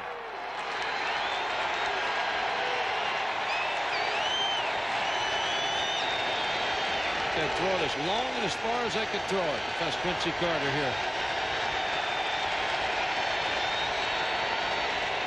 Well, he just pitches this back to Patrick Pass.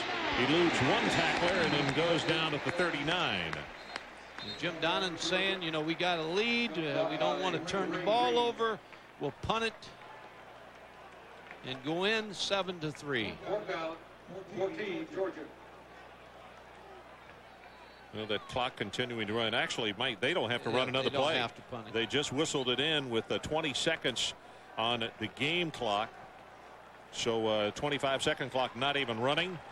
And Brad Scott and the Gamecocks will head to the locker room, as will Jim Donnan and the Georgia Bulldogs. And for Quincy Carter, he's had a good start here in the first half, but a few bumps in the road. It is halftime with our score, Georgia 7 and South Carolina 3. Now with the National Carbonell halftime report, let's rejoin Larry Beal. Larry? Thank you, Ron. We'll get very good first half. They got to turn it on, don't they? No, both passing games were just nil in the first half. One of these two quarterbacks are going to get hot in the second half. That's going to be the difference. Well, they got it teed up, and we are set to go in the second half. It is South Carolina trailing Georgia by a score of 7-3, and we'll show you those numbers individually of the quarterbacks in the first half numbers in just a moment. As Holloman kicks it away, and that's Boo Williams, number 4, who is deep for the Gamecocks of South Carolina.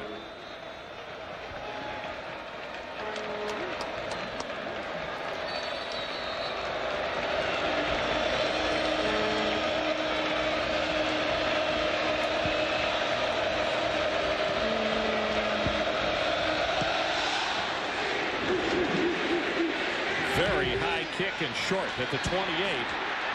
And out to the 40 and the 41-yard line is Ryan Coop, a reserve linebacker. Here are those numbers, Mike. Well, when you look at the first half statistics, it goes again and points out what we were talking about, the passing yardage average on first downs. Now, South Carolina needs at least 3-4 yards on first down. They're averaging not even a yard. And Georgia having a good first down call, but the passing yardage 10 for Georgia, 12 for South Carolina. One of these quarterbacks just got to get hot.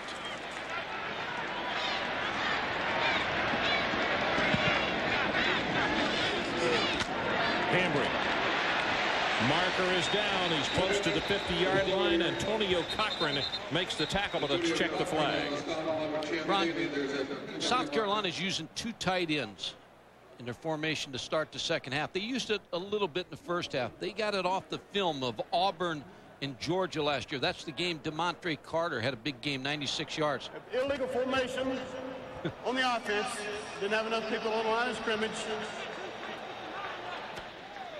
And that's the formation. Of course, when Auburn ran it, they ran it with the right amount of people on the line of scrimmage. But they had success, and what Chuck Reedy did is he went back in the tapes last year and found a formation that he liked that was successful against this Georgia defense, and he's trying to duplicate that tonight. You know, Mike, it's interesting. All the penalties against South Carolina came in the first quarter. All the penalties against Georgia came in the second quarter. So I guess, you know, in odd quarters, it's South Carolina's quarter to get the penalties. It's first down and 15. Hambrick, 5, 7, and 8 yards. Nice. And let's check in with Adrian Karsten. Adrian? Ron, thanks. Biggest story out of the Carolina locker room at halftime, unfortunately, is the injury report. Defensive back Andre Goodman, remember that injury in the first quarter, probably lost for the season after tearing 3 out of 4 ligaments in his right knee. Outside linebacker, another starter, Corey Atkins, probably lost for the second half with a sprained left ankle. Keep an eye on Cecil Caldwell now, the defensive tackle for Carolina. When he comes back on the field, his knee continues to swell, and he becomes less effective as a pass rusher. Okay, Adrian, that is a nice job by Dustin Lucky just as soon as Hambrick got the pitch. I mean, Lucky was all over him in that backfield. Good penetration. A good adjustment by Joe Kynes in the Georgia defense to the 2 tight end set. Both tight ends lining up to the right side. Dustin Lucky just came through the blocks and made the tackle in the backfield. So it's third down, and the line to make is just across the 50-yard line in Georgia territory if the Gamecocks want to keep this drive going. They're 3 of 7 on third down conversions. Ron, who's been quiet tonight? Zola Davis. You're right. Haven't heard a thing from him. Get on him. Yeah! Right, gonna be sacked, and that's Mallard. Number 98, Josh Mallard. He had 3.5 sacks last week. And Jim Donnan would not let him practice against the first-team offense because he wrecked every play. So that gives you an idea of the ability to get in the offensive team's backfield. Courtney Levitt waits to punt his third one of the night. Line drive. And Greer came up to short hop it, and the ball bounced away from it.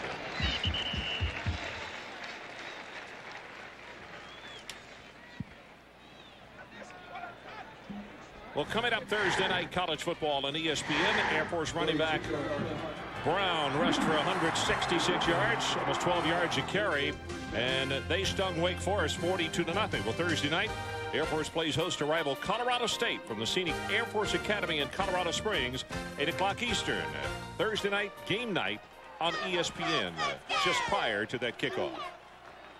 Ron Franklin, Mike Gottfried, and Adrian Karsten coming to you from Columbia, South Carolina.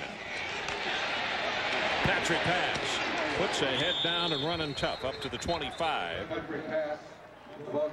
Ray Green makes still another tackle. Ray Green is having a career night here for the South Carolina defense. And Chris Terry, the other tackle, All-American on the other side, Matt Stinchcomb, but Chris Terry with a nice block. And when you can get tackles that size, 285 pounds, and Stinchcomb 6'6", 291, to pull like they do, you can toss the ball outside and get those tackles leading you. That's a plus.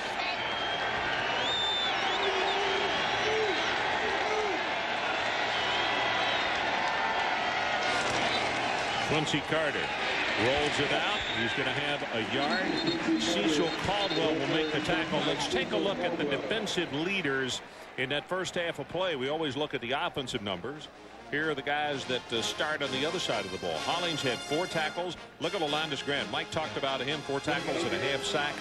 For Carolina, Ray Green, you can now make it 7 because he made that stop just a moment ago. And 3 tied with a total of 3 tackles.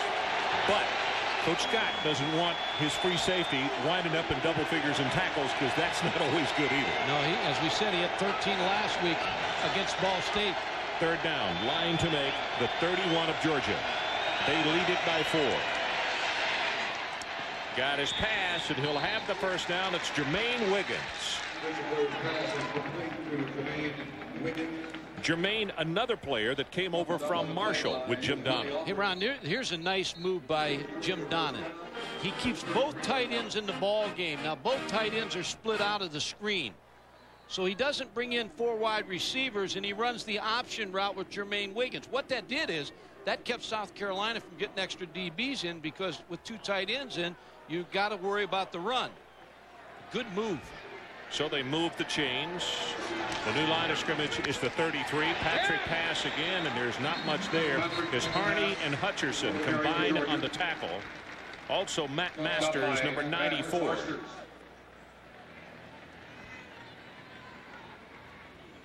No gain on the play. Second down, 10. You know, Mike, interesting. You talk about the move that Donnan made just a moment ago. His first team played so little because they won so big over Kent. On Wednesday, he closed practice, and he scrimmaged them. And he said, we never really scrimmage on Wednesdays, but he said, I felt like to keep us in game shape, we really needed it because the starters didn't play that much on Saturday. Got a running formation here. Option play to the open side of the field, and Gary going to be hit and stopped by Hutcherson. Darian Hutcherson really made a good move here. The freshman, 6 foot, 231 pounds. And that's what Wally Burnham, the defensive coordinator of Carolina, said is, I've got some young linebackers, but once they learn how to play, they're going to play very well for South Carolina. And Hutcherson went right for the pitch back and made the tackle. Both offenses sputtering around them, and they really can't get anything going. Better worry about where Champ Bailey's here.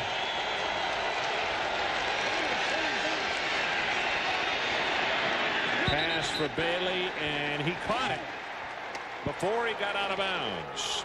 13 yards in the pass play. Crowd doesn't agree. No, he's a difference maker, and that's why Jim Donnan's playing him on offense. He has a burst when he comes off the line of scrimmage. If you're a defensive back, you better get out of there. Karis Sullivan, number 13, tries to grab a hold of him. He's smart enough to keep his feet in bounds, and he only practices about 20 minutes a day offensively, but I asked him what kind of weapon he is. How does he know? And he said, you know, we look at it on the chart, and Joe Kine said, you know, I just moved somebody else in. We knew he was going to go to offense for 20, 25 minutes.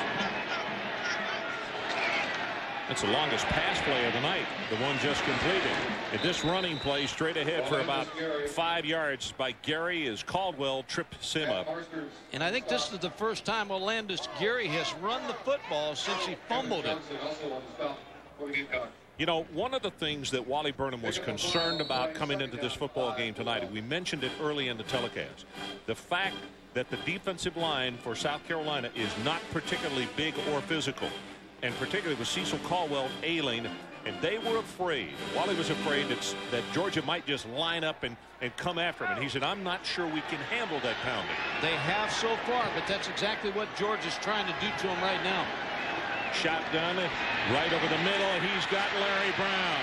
And the big tight end / basketball player takes it down to the 31-yard line. It's a gain of 19. Now that is the longest pass play as Ray Green makes the tackle. And you're talking about him being a basketball player for the University of Georgia. There's nobody covering him. It's a bust in the coverage or bust in the alignment. Ray Green saves the play by making the tackle. But what nice hands. Look at him go snatch that football out of the air. That comes from his basketball playing days. He is out of eligibility in basketball. He played 17 minutes his freshman year, and so his 4 years on the hardwoods are done.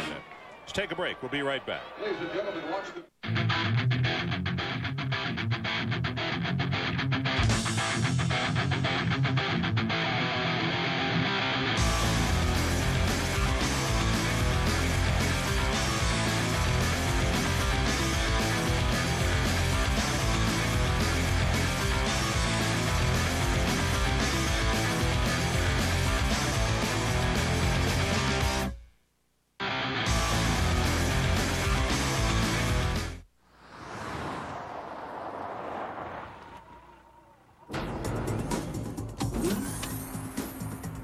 Select road. Validating tires. What kind of road can you drive on with BF Goodrich tires? Approved.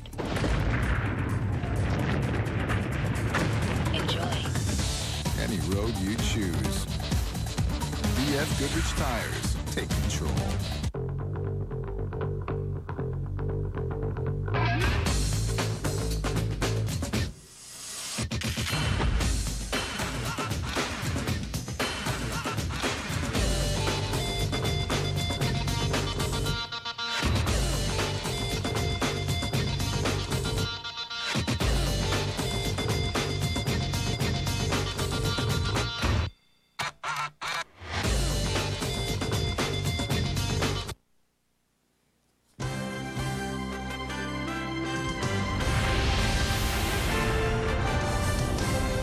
ESPN2's presentation of college football, Georgia versus South Carolina, is brought to you by BMW, the ultimate driving machine.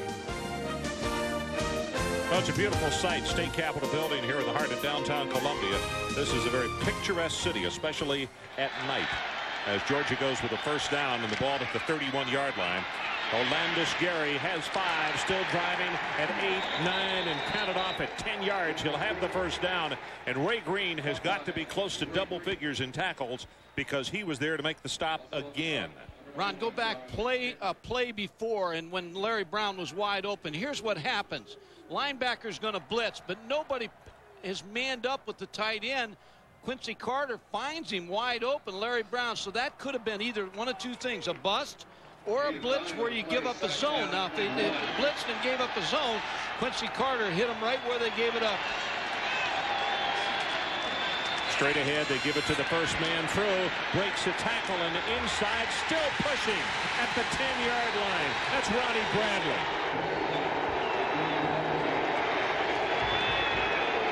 A lot of times when you see that type of play, Ron, the linemen get involved and start pushing the pile a little bit, and I think that happened also there. Mike, here is bad news for South Carolina. We've been talking all night about big Cecil Caldwell and his knee. Wally Burnham said he didn't know how long he could go with him. But Caldwell has had to go out of the game. He's on the sideline, and I don't know how much he's going to be able to come back and contribute. And, Ron, he's only 6'1", 268. Now watch this run. Now the linemen start to push. You see the 3 extra linemen that pushed Ronnie Bradley. Olandis Gary tries to bounce it to the outside.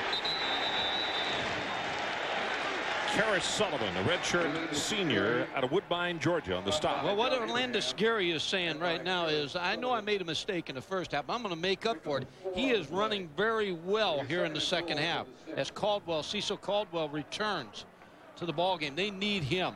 I have a feeling that's one of those, a plea from the to the coach. Let me go back in. He wouldn't have had to plead too much, Joe. 47 yards for Olandis Gary on 10 carries, almost a 5-yard average. Second down.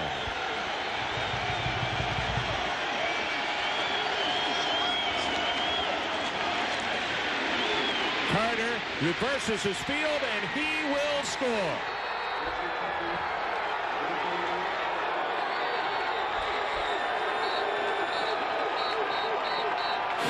John Abraham got caught, Mike, and the minute he looked up and said, whoa, Quincy is quicker than I thought, and he just reversed it and took it into the end. I think it was an ad-lib. Yeah, I think it was. John Abraham found out that Quincy Carter's a pretty good athlete.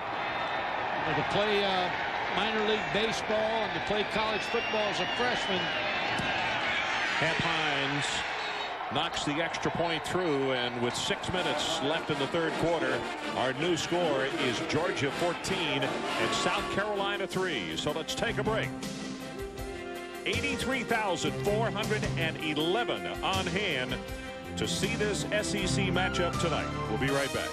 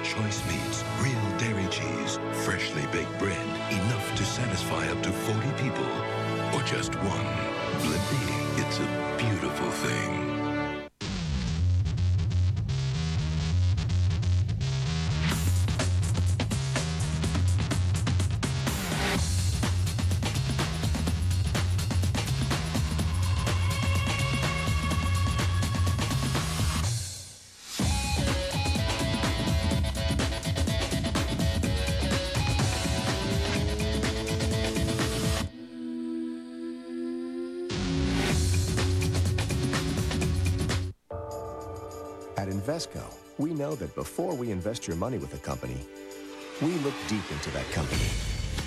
We know with whom they do business, where they do business, and what kind of business they do. And we even learn a thing or two about who they really are. Invesco, a family of no-load funds. Over 65 years of experience, a global perspective. You should know what Invesco knows.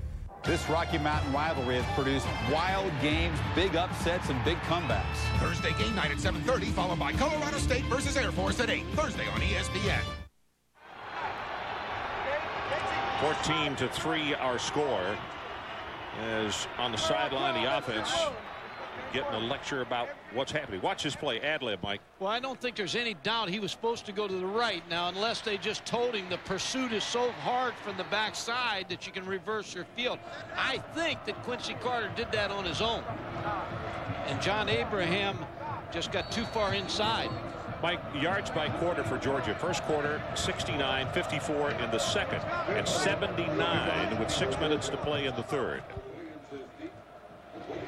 In the backside of that formation, both the tight end Larry Brown went down inside, didn't block anybody. So you'd think it was going to go to the front side. Chad Holloman kicks this one out of bounds, so they'll start it off with good field position. And Larry Beal, let's go back and check with you.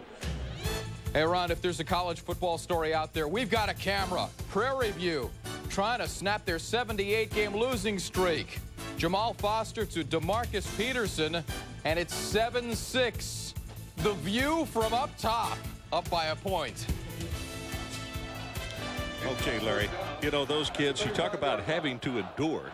Mike, 78 games in a row that they've lost, and maybe tonight, Prairie View, we all know, in the SWAC, little community just north of Houston, Texas, down in the southeastern part of the state. A lot of people pulling for them tonight across the country. Are. Right, under pressure. Oh, that is a nice move, and a throw and catch is Kelly. He stepped up in between the two pursuing defensive tackle and defensive end. And let's check in with Adrian Karsten. Adrian? Well, Ron, Brett Scott told me as he came out of the locker room at halftime, even if Georgia scores first here in the second half, which of course they did, their object is to run first, pass second, unless a play like that where Anthony sees something that he likes. They need to get at least 4 yards on first down, then the second down call becomes key. Handbrake. Look at the block inside, and then he gets nailed. Nice defensive hit by Demetric Evans, who is a sophomore out of Haynesville, Louisiana.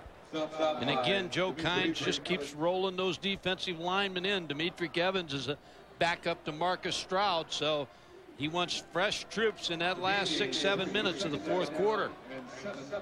And you know, it is, Champ Bailey is not in the game right now on defense.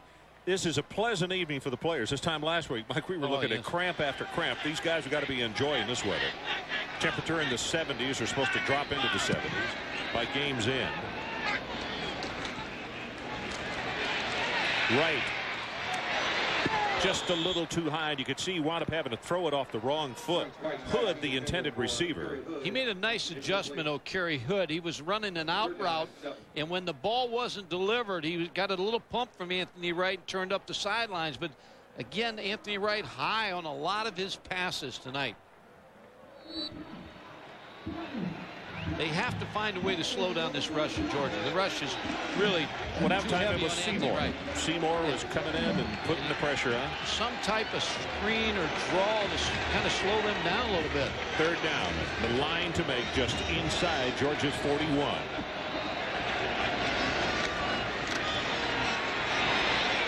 Wright going to scramble for the first time tonight. Has a stiff arm, and he got the first down. And Mike, you could see him looking out of the corner of his eye as he was being grabbed, making sure that he did not get chopped. Ron, he had the knee injury last November against Tennessee. Worked out all year, rehabilitated his knee. On the first play against Ball State, he took off for 7 yards and ran. Coaches were happy to see that. Tonight, again, he makes a big play here. Stiff arms, Kirby Smart. Gets out of bounds for the close to the first down. And you see he had his eye on Corey Robinson, number 26. And I think he would have gone down on his own if he had seen that Robinson was going to try to take his legs out from under him.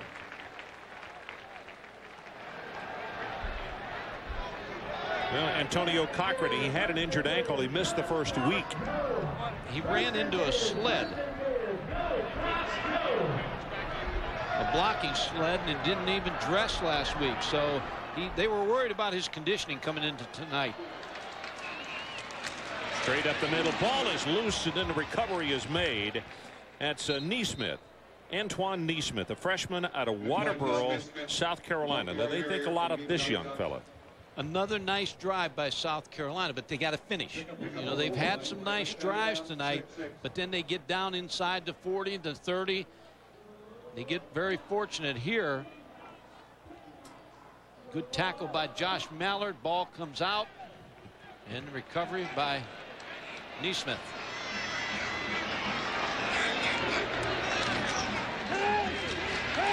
Nice block outside, but caught from behind, and Hollingshead is out there to make the tackle. Mike Godfrey, we talked last year on January the 1st. One of the things about the Georgia football team, both sides of the ball, offensive linemen and skill people, you can run.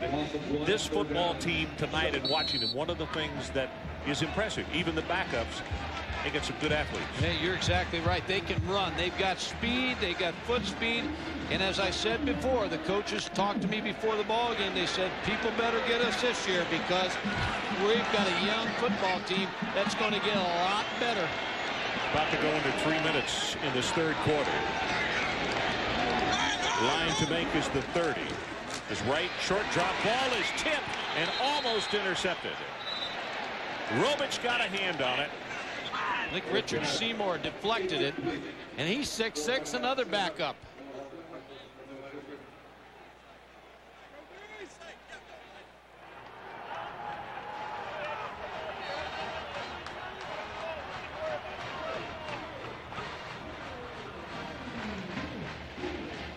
So punting time is Levitt will drop off to around midfield. 14-3. You can see his numbers. The youngster from Germantown, 42 yards his longest. Michael Greer is back deep. Very high kick. And again, Ron, they didn't finish the drive. Georgia defensively stopped them. So there's a break in the action following a 27-yard kick. 2:59 left in the third. It comes in a flash and leaves in a heartbeat. It's opportunity. If you own a business like I do, you know all about it. You either jump all over it or you get in the long line of shouldas and couldas. Opportunity? It's $1 million idea. For me, it was knowing when to go out on my own. Or finding a tool that makes doing business easier. The Gold Corporate Card for Small Business from American Express. It's easy to apply. Call now. The card started as a way to simplify bookkeeping. Today, it also provides savings at Kinko's, FedEx, and other businesses. And our dedicated Small Business Services Group offers savings on health and dental care, as well as equipment financing. They do all that so I can stay ahead of the curve. It's easy to apply. Call 1-800-SUCCESS. Let American Express give your business the power to do more. It's the Colts and the Patriots on ESPN Sunday Night Football.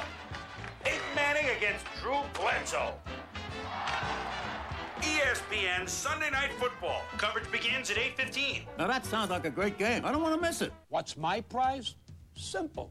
To create a sports magazine readers love. Big Mac 62? Is this the greatest moment of sports history? You tell me. And look out for Oscar De La Hoya and the 1-2 punch that knocks the ladies off their feet. Print it, baby! Georgia leads at 14-3. It is time now for the BMW storyline. For Georgia, just over 200 total yards, 154 rushing. You see the numbers on Carter, 5 of 12, 48 yards, 9 rushes, 46 yards, and 2 touchdowns. And for South Carolina, 96 total yards. Wright is 5 of 11, 26 yards passing.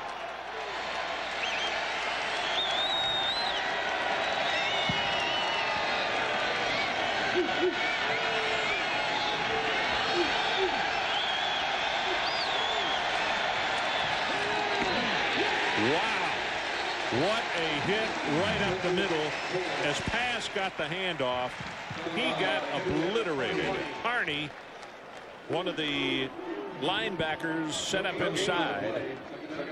And also Wadley coming in. Yeah, Wally Burnham said about his linebacking core, and Kenneth Harney with the tackle that they have 6 young linebackers that they think are going to be real good football players. Harney's one of them, 6'2", 220, a freshman.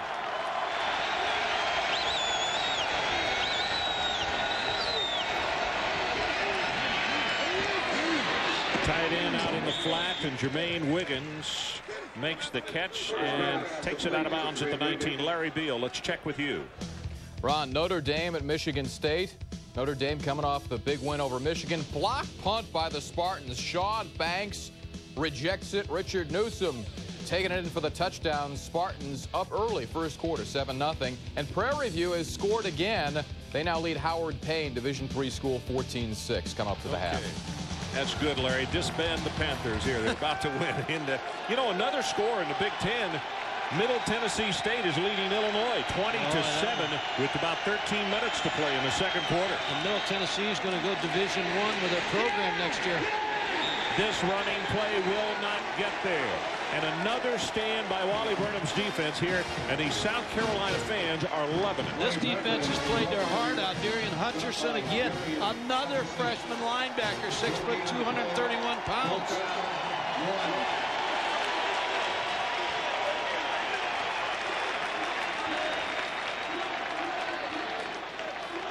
So Win Kopp, the freshman out of Athens, only the second punt of the night as Kevin Brooks goes back deep. Now South Carolina stands to get pretty good field position out of this. They come after him, and it's a high hanging kick. This is a nice job, and the ball is fumbled.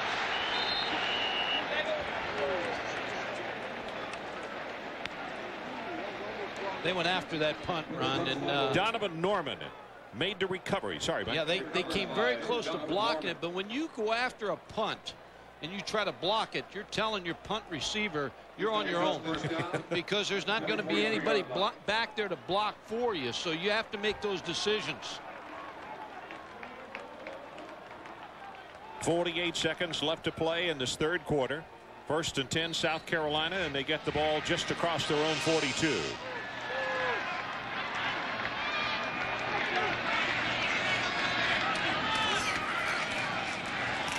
Hambrick bounces it outside. 45, and he's out to the 50-yard line. That's a gain of 7.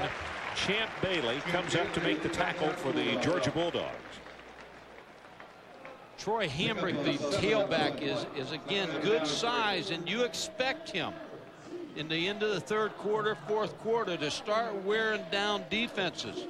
He's that type of back, a big, hard running back. 4'5", 40, 230 pounds. Well, he was suspended for last week's opening game, and he said yesterday, yeah, he was really anxious to get in this ball game tonight. And I said, what if they give it to you 25 or 30 times? He said, I'll love it. I'll carry it 50 if they want. So Hambrick did not get the first down on that run, and with that, the end of the third quarter. So let's take a break as we head to the final 15. It's the Georgia Bulldogs 14 and the Gamecocks of South Carolina 3.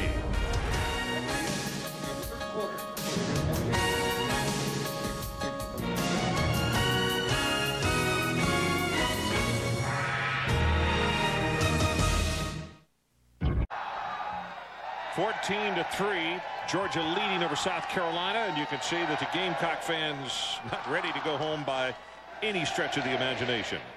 And their guys have the football. It is a third down, and they need to take it to the 47.5 to keep the drive going.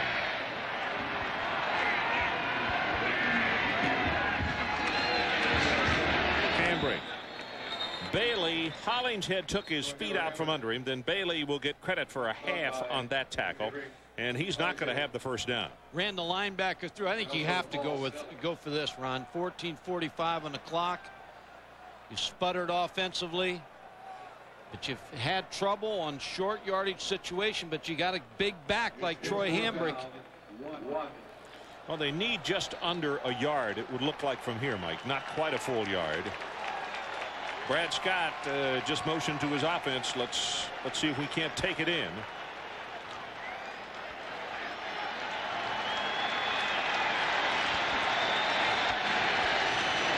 We got a quarterback sneak type formation. Mixon. Stroud denies him the first down. Well, the Georgia defense already running off the field. They better wait on the official.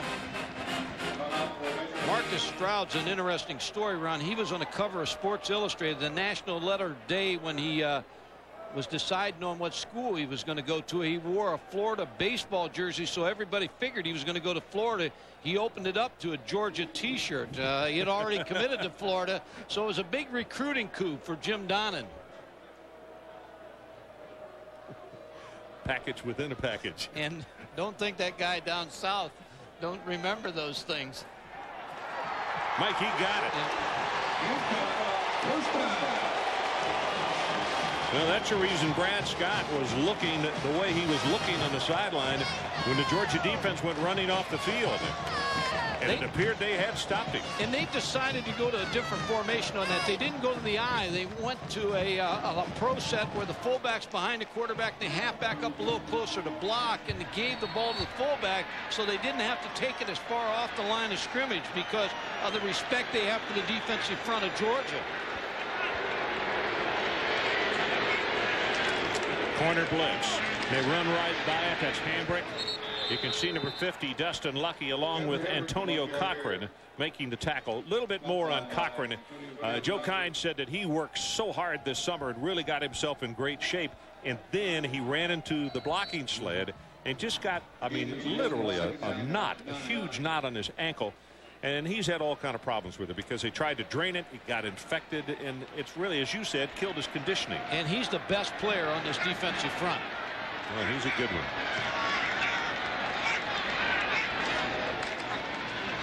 Hambrick. That's smacked by Orentis Grant, but not before he takes the ball to the 40-yard line. And here we go again, a third down at about 2.5 yards. And Mike, this is like in golf. You keep leaving yourself 7- and 8-foot putts for par. It's kind of hard to do and continue to get it done. You look at the play selection, Ron. They wanted to run the ball 2 out of 3 plays. That's right. That's what Chuck Reedy said. I think Hambrick's got to be the guy. He's got 84 yards and 21 carries. Gonna have to hurry. They give it to the fullback and Mixon. Well, boy, for a moment there, that hole was so big. Let's wait and see. This spot would suggest that he's what, about a half-yard short? They're starting to give the ball to the fullback on the quick give. They just don't want to take the ball off the line of scrimmage with respect to that quick defensive front because they're getting so much penetration. Well, the marker says you got to take it to the 37.5-yard line. Ball is a yard away. And Brad Scott, who called plays for years for Bobby Bowden, is allowing Chuck Reedy to make every call. 8th play of this drive. Mixon, he's got it. Hollingshead on the stop, but Jason Cox and Melvin Page blocking on that right side. Let's check in with Adrian Karsten. Adrian. Ron, behind the Carolina bench, they figured they found a soft spot in the Bulldog defense. If they can once get past that quick, strong defensive line, the soft spot is at linebacker. Small misdirection passes will work. You'll look for 3 wideouts to spread out, then they can run inside, just as they did there. Okay, we will see, Adrian. 11:30 left on the game clock. That's what we have left in the game. And Hambrick caught from behind. It's Richard Seymour who made the tackle on the last play. So Seymour, another backup, only a sophomore, who's getting playing time tonight. A good-looking sophomore, 6'6" and 288. But all the Georgia defensive linemen run so well.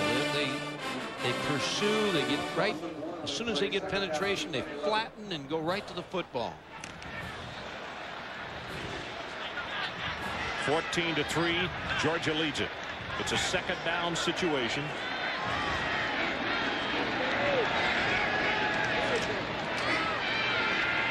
Right, throws deep, 2-man route, and it's going to be intercepted by Harris. Ron, that couldn't have been better defended, though. There was 3 players around Jermell Kelly, and they knew what was coming there. It was only a 2-man route, and there were 3 Georgia Bulldogs around it. Watch this, Mike. You can circle right here. They've got both these guys double covering Jermell Kelly, Kirby Smart, Jeff Harris, and there's your third, Quentin Davis, coming into the picture, so they had a feeling that play was coming. Your sister's not the problem. I just don't want to spend 2 weeks cooped up with the rest of your family. You're both good. No. What? Are you all right? Are you choking? Somebody help us! Oh, gosh. Oh, my God. Oh, please.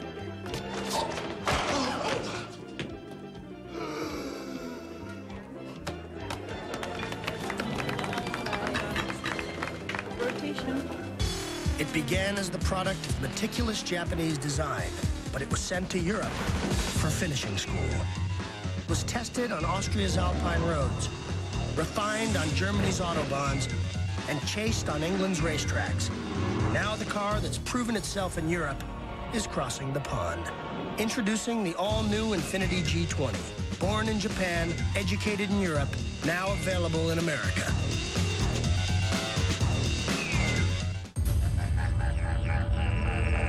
On a clear night in the outback, they say you can see every single star in the sky. And people come from all over with one thing on their mind: food. That looks like a steak knife to me.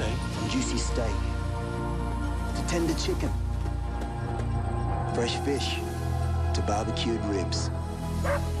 And up ahead, ladies and gents, dinner. You'll see things you won't see anywhere else. Outback Steakhouse. No rules, just right.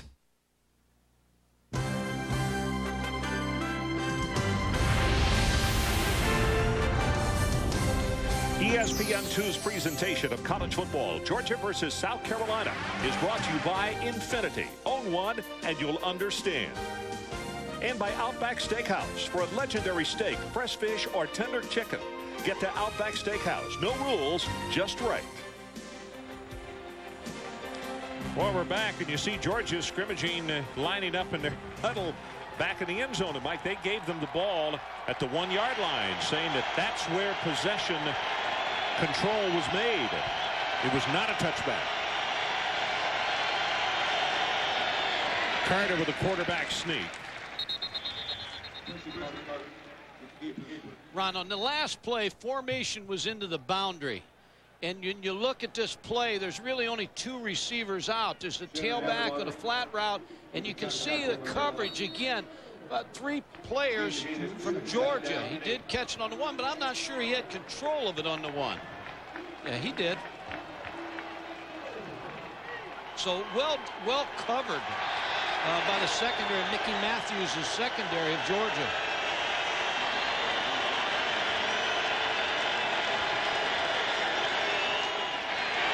Carter swings it out to Gary. Gary proving that he can be deadly in the open field. Green will make the tackle. Also, Karis Sullivan. Excuse me, Ron. Good blocking on that side by Steve Herndon, number 73. And then Matt Stinchcomb is going to come out and lead Orlandis Gary. Here's the nice block right here on the outside. Now here comes Stinchcomb out. Now he's in front of the play. Orlandis Gary. I got him just the opposite. Steve Herndon coming outside. Matt Stinchcomb with the good block at the line of scrimmage. Biggest thing for Jim Donnan's team is they move the chains and take it under 10 minutes left in the ball game. Counter play. Boy, Orlandis Gary winds up picking up plus yardage, and it could have been a loss. Let's go back to the studio and Larry, what do you have for us? We sprinkle in a little baseball here. Cubs and Brewers. Sammy Sosa looking for number 60, and there it goes. He's now 2 behind Mark McGwire, who did not homer today. Cubs win a wild one, 15-12. They lead in the wild card standings by half a game over the Mets, who are currently tied with Montreal at 2. All the highlights on SportsCenter on ESPN at 11 Eastern. Wouldn't that be something if Sammy Sosa ends up ahead of Mark McGwire? Well, I guess, you know, anything is possible. Gary, big opening right up the middle. And Gary is going to have the first down. Now, he's acting more like pass. Saying to pass, I want it to be me who is the primary. He's been the difference in the second half. He had to fumble in the first half. Didn't see much action after that, but he's been a difference maker in the second half. Orlandis Gary. He is running the ball hard. He's catching the football in the backfield. And Mike, just a moment ago, he showed finesse in the open field. He really has. But then, when he got to the defensive back, he lowered his shoulder to show he also has power. That's why he's voted the captain by his teammates. A lot of respect.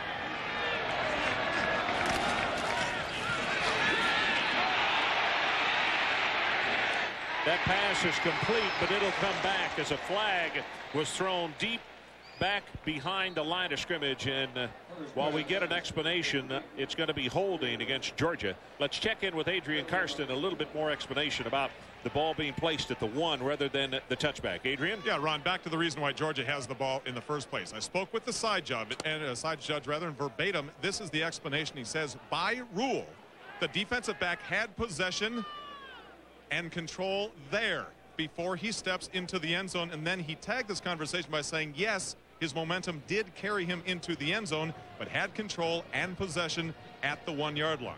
Hence, Georgia took over on the 1. Okay. And they had moved it out for a first down at the 28, but they're going to march backwards on this one because of a holding call. This could be a real tough call for Georgia because where the hold was took place. He was about 6 yards behind the line of scrimmage, wasn't he? Offense. The 10-yard penalty. Repeat the down.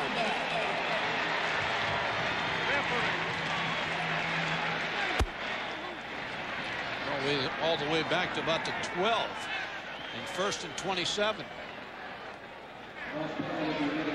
Mike, when you were coaching, did you have a lot of 1st and 27 plays? Had a lot of 3rd and 27s. 1st and 27 at least is a better alternative, isn't it? Carter sprints it out, and he's going to go long, and he's looking for Bailey, and it's overthrown.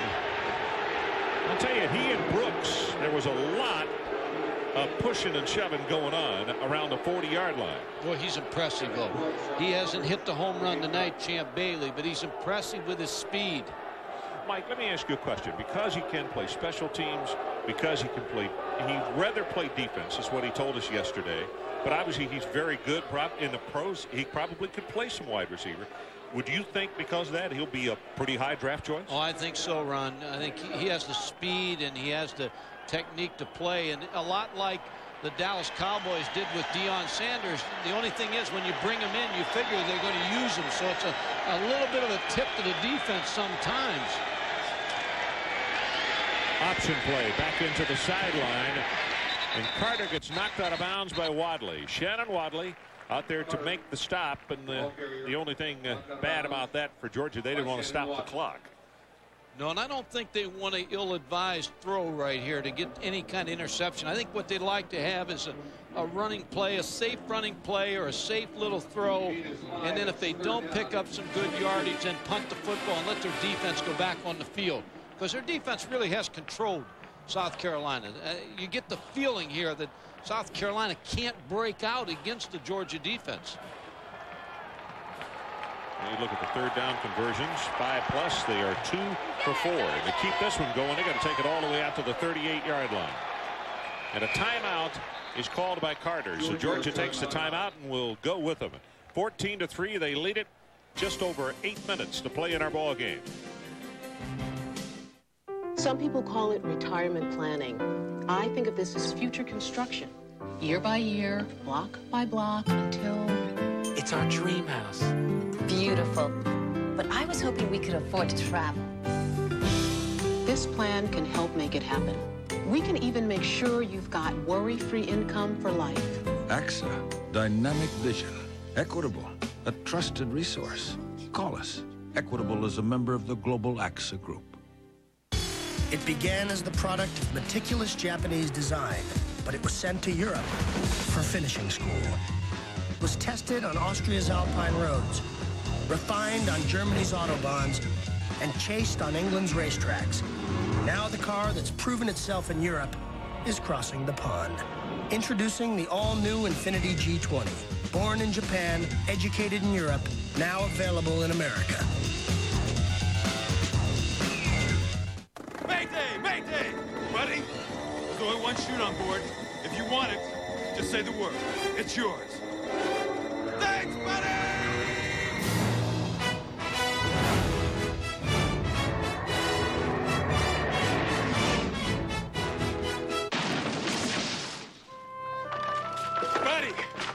Man, those are some jeans. New Lee dungarees. Buddy Lee tested. Can't bust them. This Rocky Mountain rivalry has produced wild games, big upsets, and big comebacks. Thursday game night at 7:30, followed by Colorado State versus Air Force at 8. Thursday on ESPN. 14-3, the Georgia Bulldogs leading South Carolina with 8:06 to play. In a situation, they called a timeout. It is 3rd down and 22. And as we said, they got to take it out to their own 38-yard line. For the first time tonight, we got Robert Arnaud in the ballgame. Arnaud is a junior from Morrow, Georgia. Carter goes deep. Bailey's got it. Kevin Brooks was covering him about as well as you can cover him, and it's a 50-yard completion. Just like throwing the ball, if it's intercepted, it's a punt. If it's an incompletion, you punt the football. But the best thing that can happen is you can throw it right to Champ Bailey. And he's tried to get behind Kevin Brooks. 3 times he's been behind him. He makes a great catch on this play. And again, when he's in the ball game, you better know if you're playing defense, he's in the ball game. You know, Mike, that's what they're going to go to him. The defensive coordinator sitting there saying, we got him 3rd and 22. We're going to get the ball back in great field position. And they not only pick up the first down, they get 50 yards. Is Arnaud, the ball carrier, gets stopped after a gain of 1, and it's offing on the tackle. Yeah, you're right. That's one where you put the nail in the coffin. I mean, that's like starting to pound it because the coffin's going closed. Well, look at this. He's been in on 13 offensive plays, 55 defensive plays, special teams 8. So he's been in on 76 of 113 plays. And they won't have to give him a meal on the plane because he'll be the first to sleep. And the other thing they're going to do to him, they're going to give him an extra 20 minutes next week on offense because he is the weapon for them. Well, he's got 2 receptions for 61 yards. Carter got it complete right over the middle, and he's got Bailey again. Ray Green with still another tackle, and I believe that's 9 for him as we check in with Adrian Karsten. Adrian? A reminder about the point I made just after kickoff about the voice of experience that Champ Bailey can be with a true freshman quarterback in Carter during the timeout. The only other man besides head coach Jim Donnan talking in the full team huddle was Champ Bailey to Carter. Watch me, man. I promise you I'll be open. Just that little thing is all he needed to pick up those 50 yards. Adrian, let me tell you how close those guys have become already. Bailey told me yesterday, he said he throws the most catchable football I've ever been thrown. As Renaud is going to be hit at the line of scrimmage, you can see them trying to wrestle the ball away. Abraham is the one who had him in his grasp. And then the next compliment that was paid is Bailey went in to do his interview, and Quincy came back out into the tunnel, and I asked him about Bailey, and he said, I'll tell you what, in baseball, going to training camp, and also playing football, he said Bailey's the best athlete I've ever been around. Well, you know, when his mom, and you look at his numbers, when they named him Champ, they had to have an idea he was going to be an athlete.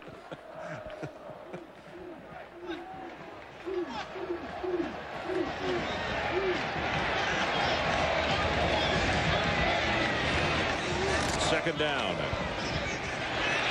25, Ronnie Bradley takes it down in the vicinity of the 16-yard line. The other thing, Quincy Carter settled down a little bit. Now he's throwing the ball a little bit better here. He may have his feet on the ground in this ball game.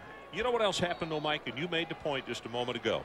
Gary in the second half, particularly in the third quarter, was really a difference.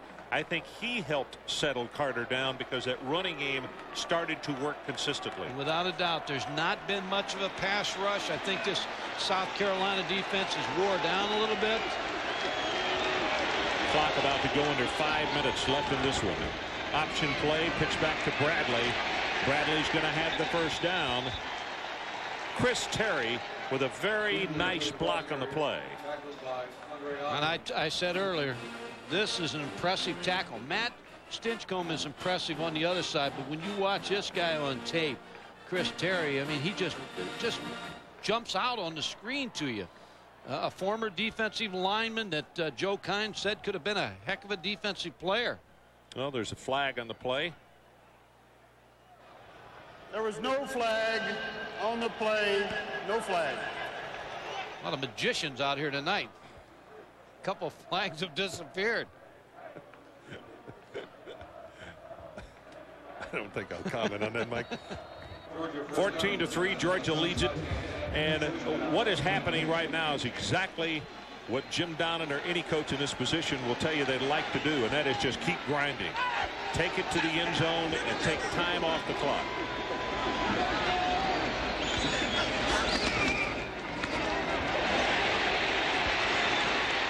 Carter will get back to the line of scrimmage. Now, Masters had it, but Carter shows you at almost 230 pounds that not only mobile but very, very strong. Well, you really have to stay at home if you're a defensive team playing against Georgia here this year, because his speed coming back out the back door, he's strong, as you mentioned, very, very quick. So he is a counter in himself, a counter to the running game. He's only going to get better. He was erratic early in this ball game, but he will only get better. Sky's the limit for him. 13th play of the drive. Bailey hit with an ankle high tackle. Masters on top. Down at the bottom of the stack is Andre Offing. Andre was kind of iffy for tonight's ball game because of a burner that he received. They didn't know if they were going to be able to start him. They said Wadley might get the start, but Wally Burnham said, so this kid's just bugging me to death when he wants to play. And so anyway, he is in there and seen a lot of action tonight. There's Olandis Gary. We talked about him and his moments in the second half and what all he has contributed. Look at this current drive. 90 yards, 14 plays. They started it at their own 1. Carter, as he's being hit, just throws it away.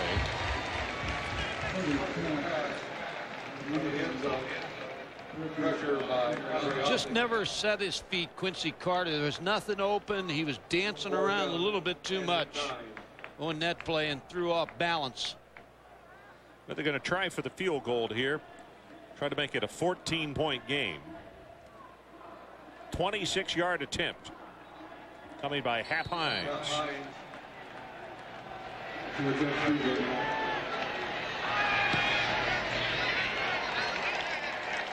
And he's got it. So there's a break in the action. 3:03 left in the ball game, and our new score: Georgia 17-3.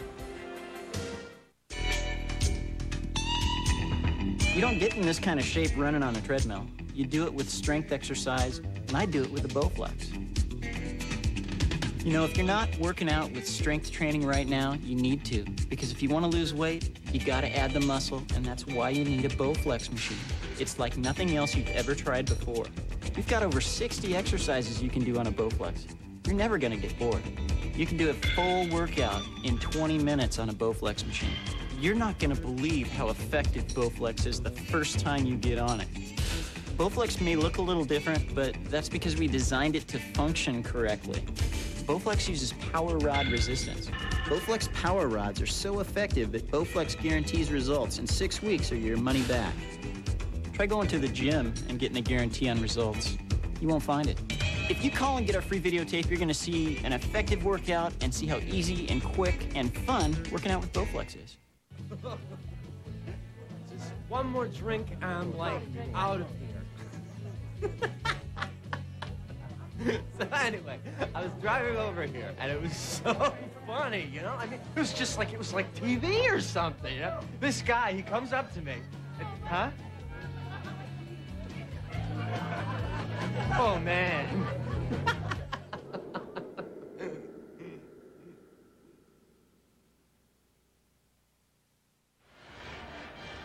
Good look at Carter on the sideline as he walks and talks with some of his compadres as this one now a 2-touchdown lead with just over 3 minutes to play.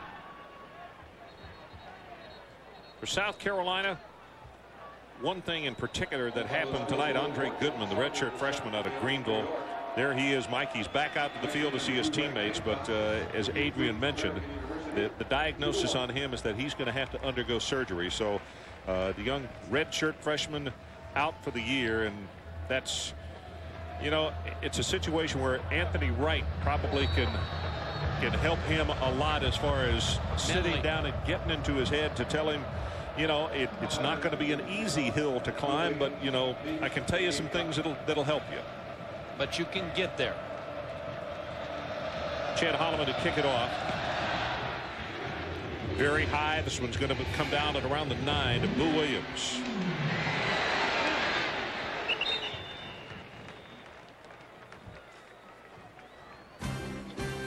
Well, coming up next here on ESPN2, the Arizona State Sun Devils head for the mountains of Provo, Utah to take on the Cougars of BYU. Both teams, of course, looking for their first win of the year. We're going to send you out west as soon as we're done here in Columbia. Look out for ASU's Heisman hopeful J.R. Redmond. He rolled up 254 total yards rushing, receiving, and returning last week against the University of Washington.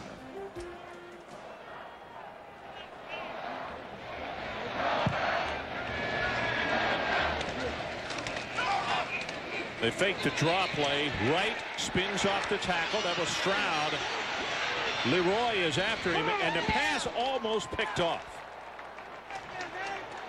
Marcus Stroud with tremendous pressure on Anthony Wright, and a good job in the secondary by Jeff Harris, number 13, deflecting that ball away. Again, speed of this Georgia defense. Anthony Wright faces pressure from 97 Marcus Stroud. It's wheeled around. Now he starts to get his feet set, finds a receiver, but then Jeff Harris breaks in front and deflects the football.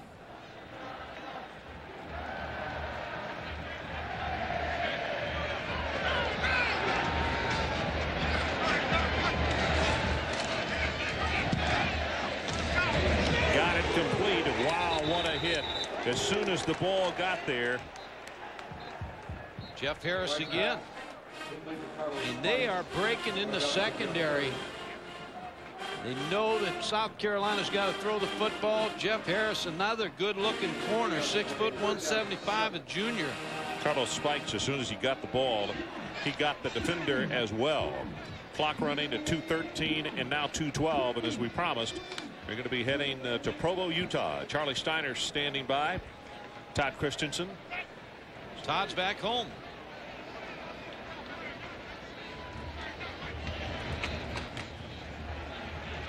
Pass tipped at the line of scrimmage. It's the second one tonight. And I believe Mallard is the guy. Yep, number 98. Got a hand up. He's been impressive tonight. Now, Josh Mallard, a redshirt freshman, led him in sacks last week against Kent State with 3.5 sacks. Greg Bright was the season leader last year with 3 sacks. So Josh Mallard showing you what kind of defensive player he is. Mike, do you realize how many guys in that front seven we've talked about? Oh, I mean, backup people that have played and played well. They will have depth by the middle of the season and playing time depth. Well, this is a nice driving spiral. Greer all the way back to the 23. Gets what he can and then runs out of bounds with 1:42 to play. So there is a break in the action. 17-3. Georgia on top. It began as the product of meticulous Japanese design, but it was sent to Europe for finishing school. It was tested on Austria's Alpine roads, refined on Germany's Autobahns, and chased on England's racetracks. Now the car that's proven itself in Europe is crossing the pond. Introducing the all-new Infiniti G20. Born in Japan, educated in Europe, now available in America. Want to color your gray beard or mustache and get a natural look? It's easy with Just for Men Gel. You look so natural, no one can tell with Just for Men Gel. No one can tell with Just for Men Gel. It's not regular hair coloring. It's specially made to penetrate that coarse, hard-to-color gray. Simply brush in and in 5 minutes, rinse. Now gray is gone. matched up to the rest of your hair. You look so natural, no one can tell. Just for Men Gel. I'm looking for Pine Street. Go down to the fork in the road. Right, but make sure you take the left fork. Right. Then you see a big brown dog. Keep straight. 2 blocks down the street, you see a man named Slappy selling maps. But don't buy one. So you already got one. Right. Hang a right at Slappy. That's a left, right? A right. Left. Right. Okay. Right. Keep straight. Watch out for the goat. Then you see a big McDonald's and... Right. Did somebody say McDonald's? Aren't you glad we brought you here? I'm glad. Larry Beal back in the studio reminding you, don't go anywhere because Arizona State and BYU are coming up next. Can the Cougars stop J.R. Redmond? We'll find out as soon as Georgia and South Carolina finish up. Okay, Larry, we look forward to going to Provo, and the Dogs whooping it up on the sideline. 17-3. You can see Cochran, some of his fellow players, Hollingshead. They always know when the camera leaves, too, don't they? They just break away. No, just don't waste any more energy or voice here. Ball is on the ground. Well, Jim Donnan trying to get a lot of his younger players work right now on offense. And Nick Callaway, I believe, was the ball carrier. It was Callaway, and John England is in at quarterback. And South Carolina has recovered. That's not good because you want your second line and your second quarterback and your second running backs to get some work. In the first play, they turn it over. Toss sweep by John England. Nick Callaway trying to get some yards. Ball just pops out. 3 turnovers for the Georgia Bulldogs. One of those turnovers cost him 3 points.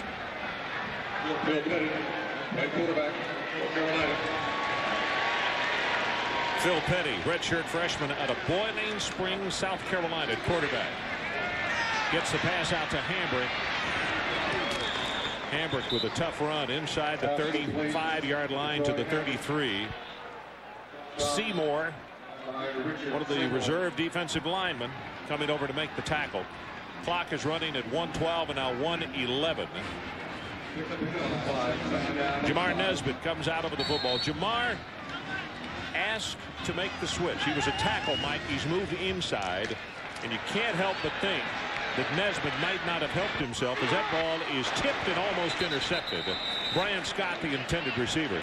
I think the coaches believe that Nesbitt helped himself because as a tackle he might not have made it necessarily in the pros as a tackle, but as an inside guy, because you know that he might have added to his work. No doubt. He's 6'4", 315 pounds.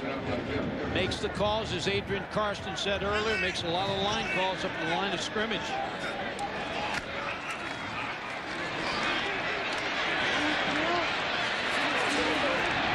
Well, Phil Petty showing some maneuverability. That's been the difference tonight on this side of the ball. Quarterbacks really never got a chance to get their feet set. The rush by the Georgia defense, and again, let's pay off Joe Kynes because the substitution pattern in the fourth quarter pays off for Georgia because they run you down. Tonight's National Car Riddle players of the game are from Georgia. Olandis Gary, 12 rushes, 58 yards, and he really got them going downhill in the third quarter. And Ray Green for South Carolina, the free safety, 1 pickoff and 9 tackles. So congratulations to those two gentlemen. But Ray had much rather have had a win than winning that personal award tonight.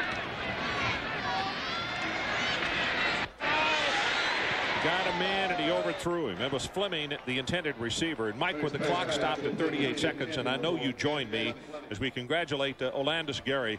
Also, congratulations to the entire staff at North Carolina State, because that's a situation where Mike O'Kane has endured a lot of pressure and some harsh words up there over the last couple of years. Some people screaming for his job, and maybe alumni all over should stop and take a look that patience has to be a virtue when it comes to the 85 scholarships and being allowed to put your team together. Well, there's a lot of people up there eating their words tonight. That's because right. There was a lot of people who wanted to see Mike O'Kane changed. Nice move by Scott as we go down under 30 seconds. And I'll just finish it off by saying this. The really wonderful thing about it is nice guys do win and get ahead. And he's one of the nicest in the game. So there's a timeout with 24 ticks on the clock. Georgia by 14. We'll come back to close it out. Who will be MVP? Many factors will determine the outcome in the Snickers Shock Zone game. Some bent the rules. Others lost their concentration. And then there was the infamous Siragusa straw incident. Collect Snickers wrappers and watch TV September 20th. If you've got the Shock Zone MVP, you've got $2 million. Who will it be? Whoever's left standing. Someday they're gonna want you in a 3-piece suit. They're gonna make you compete till it hurts, with charts and graphs and numbers. That's why they're telling you all about pain and gain now. Maybe they forgot how good it feels to run in the middle of the afternoon when the only one saying faster, faster is you. 6 yards of hunter green, 2 yards of gold, stick pins, heavy-duty thread, and some of those iron transfers.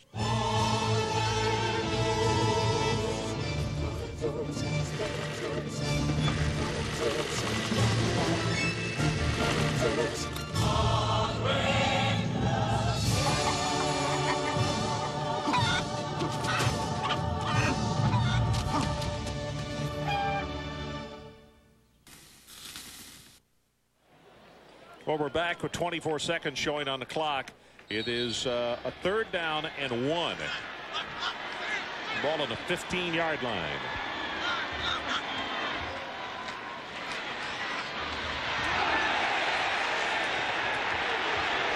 Crowd obviously wanted a flag.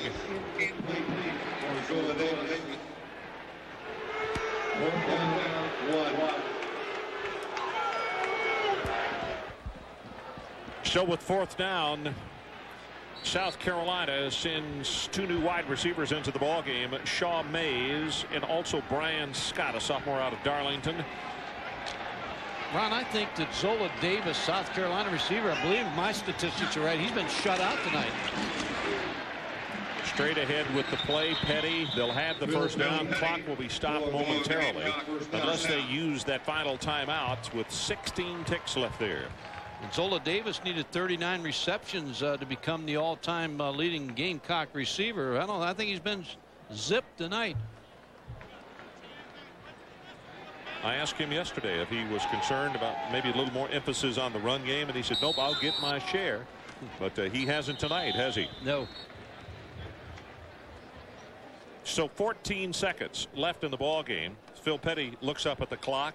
Redshirt freshman. Coming up next, the Arizona State Sun Devils taking on the Cougars of BYU from the foothills of the Wasatch Mountains. We'll head out to Provo, Utah for that one just as soon as we're finished here in Columbia.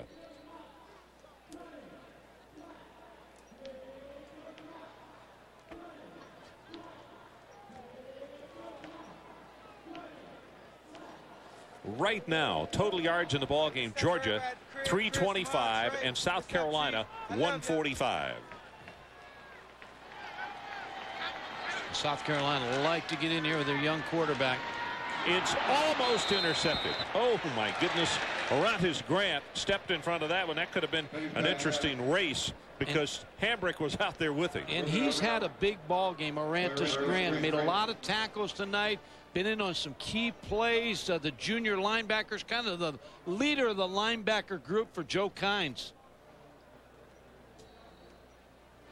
So we got 10 seconds left. A lot of folks have headed home on this beautiful evening here in Columbia. The night was pretty. The ball game for Gamecock fans was not, as they're down by 14 points. Good struggle, and particularly by the defense. But it goes without saying, with less than 150 yards total offense, you can't be pleased. Delivers for the end zone, and the pass overthrown. Zola Davis is the man they were looking for. Yeah, they're trying to get him one completion here, reception, but Georgia's trying to keep him shut out. Been an impressive Georgia football team. They didn't play great football tonight, but you see a team that's going to get better. South Carolina offensively sputtered a little bit tonight, but Chuck Reedy's got them on the right track. Now, a lot of teams are going to throwing the ball all over the place. South Carolina's going the other way. They want to run the football, shorten the game, because they know they've got an inexperienced defense. Should be the final play of the ball game, Michael.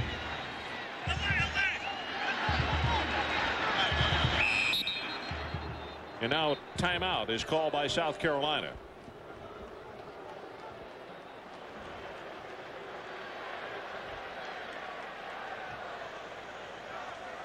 So a reminder, we're headed out to Provo, and Charlie Snyder, just when you thought you were going to get the telecast underway out there, we're going to take this timeout, or we'll hold it right here at the stadium, actually, and then we'll be headed out. Coming up next week, Mike, Adrian, and I will join you from Auburn, Alabama, to see LSU senior star Kevin Falk as he carries the rushing and kick return load for the Tigers. And that's all part of a triple header next week. The first game, Central Florida and Purdue. Then it's LSU and Auburn at 5 Eastern, followed by Virginia Tech at Miami, all next week on ESPN. Well, Auburn proved they're not dead yet. They had a tough opener with Virginia, which is a tough ball club, tough defensive football team. They regrouped. They've had Ole Miss's number, even at Oxford. They really have. Sometimes you have to have that first game to really find out where you're at, and then you can build on that. So time is back in, 5 seconds on the game clock.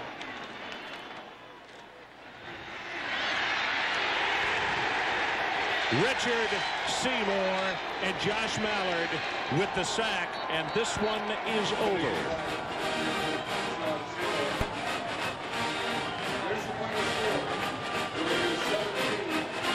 So the final score, the Georgia Bulldogs 17 and South Carolina 3. For Mike Gottfried, Adrian Karsten, and our entire ESPN crew, I'm Ron Franklin. This has been a presentation of ESPN, the worldwide leader in sports. Now let's head out to Provo, Utah. Here's Charlie Snyder. Charlie.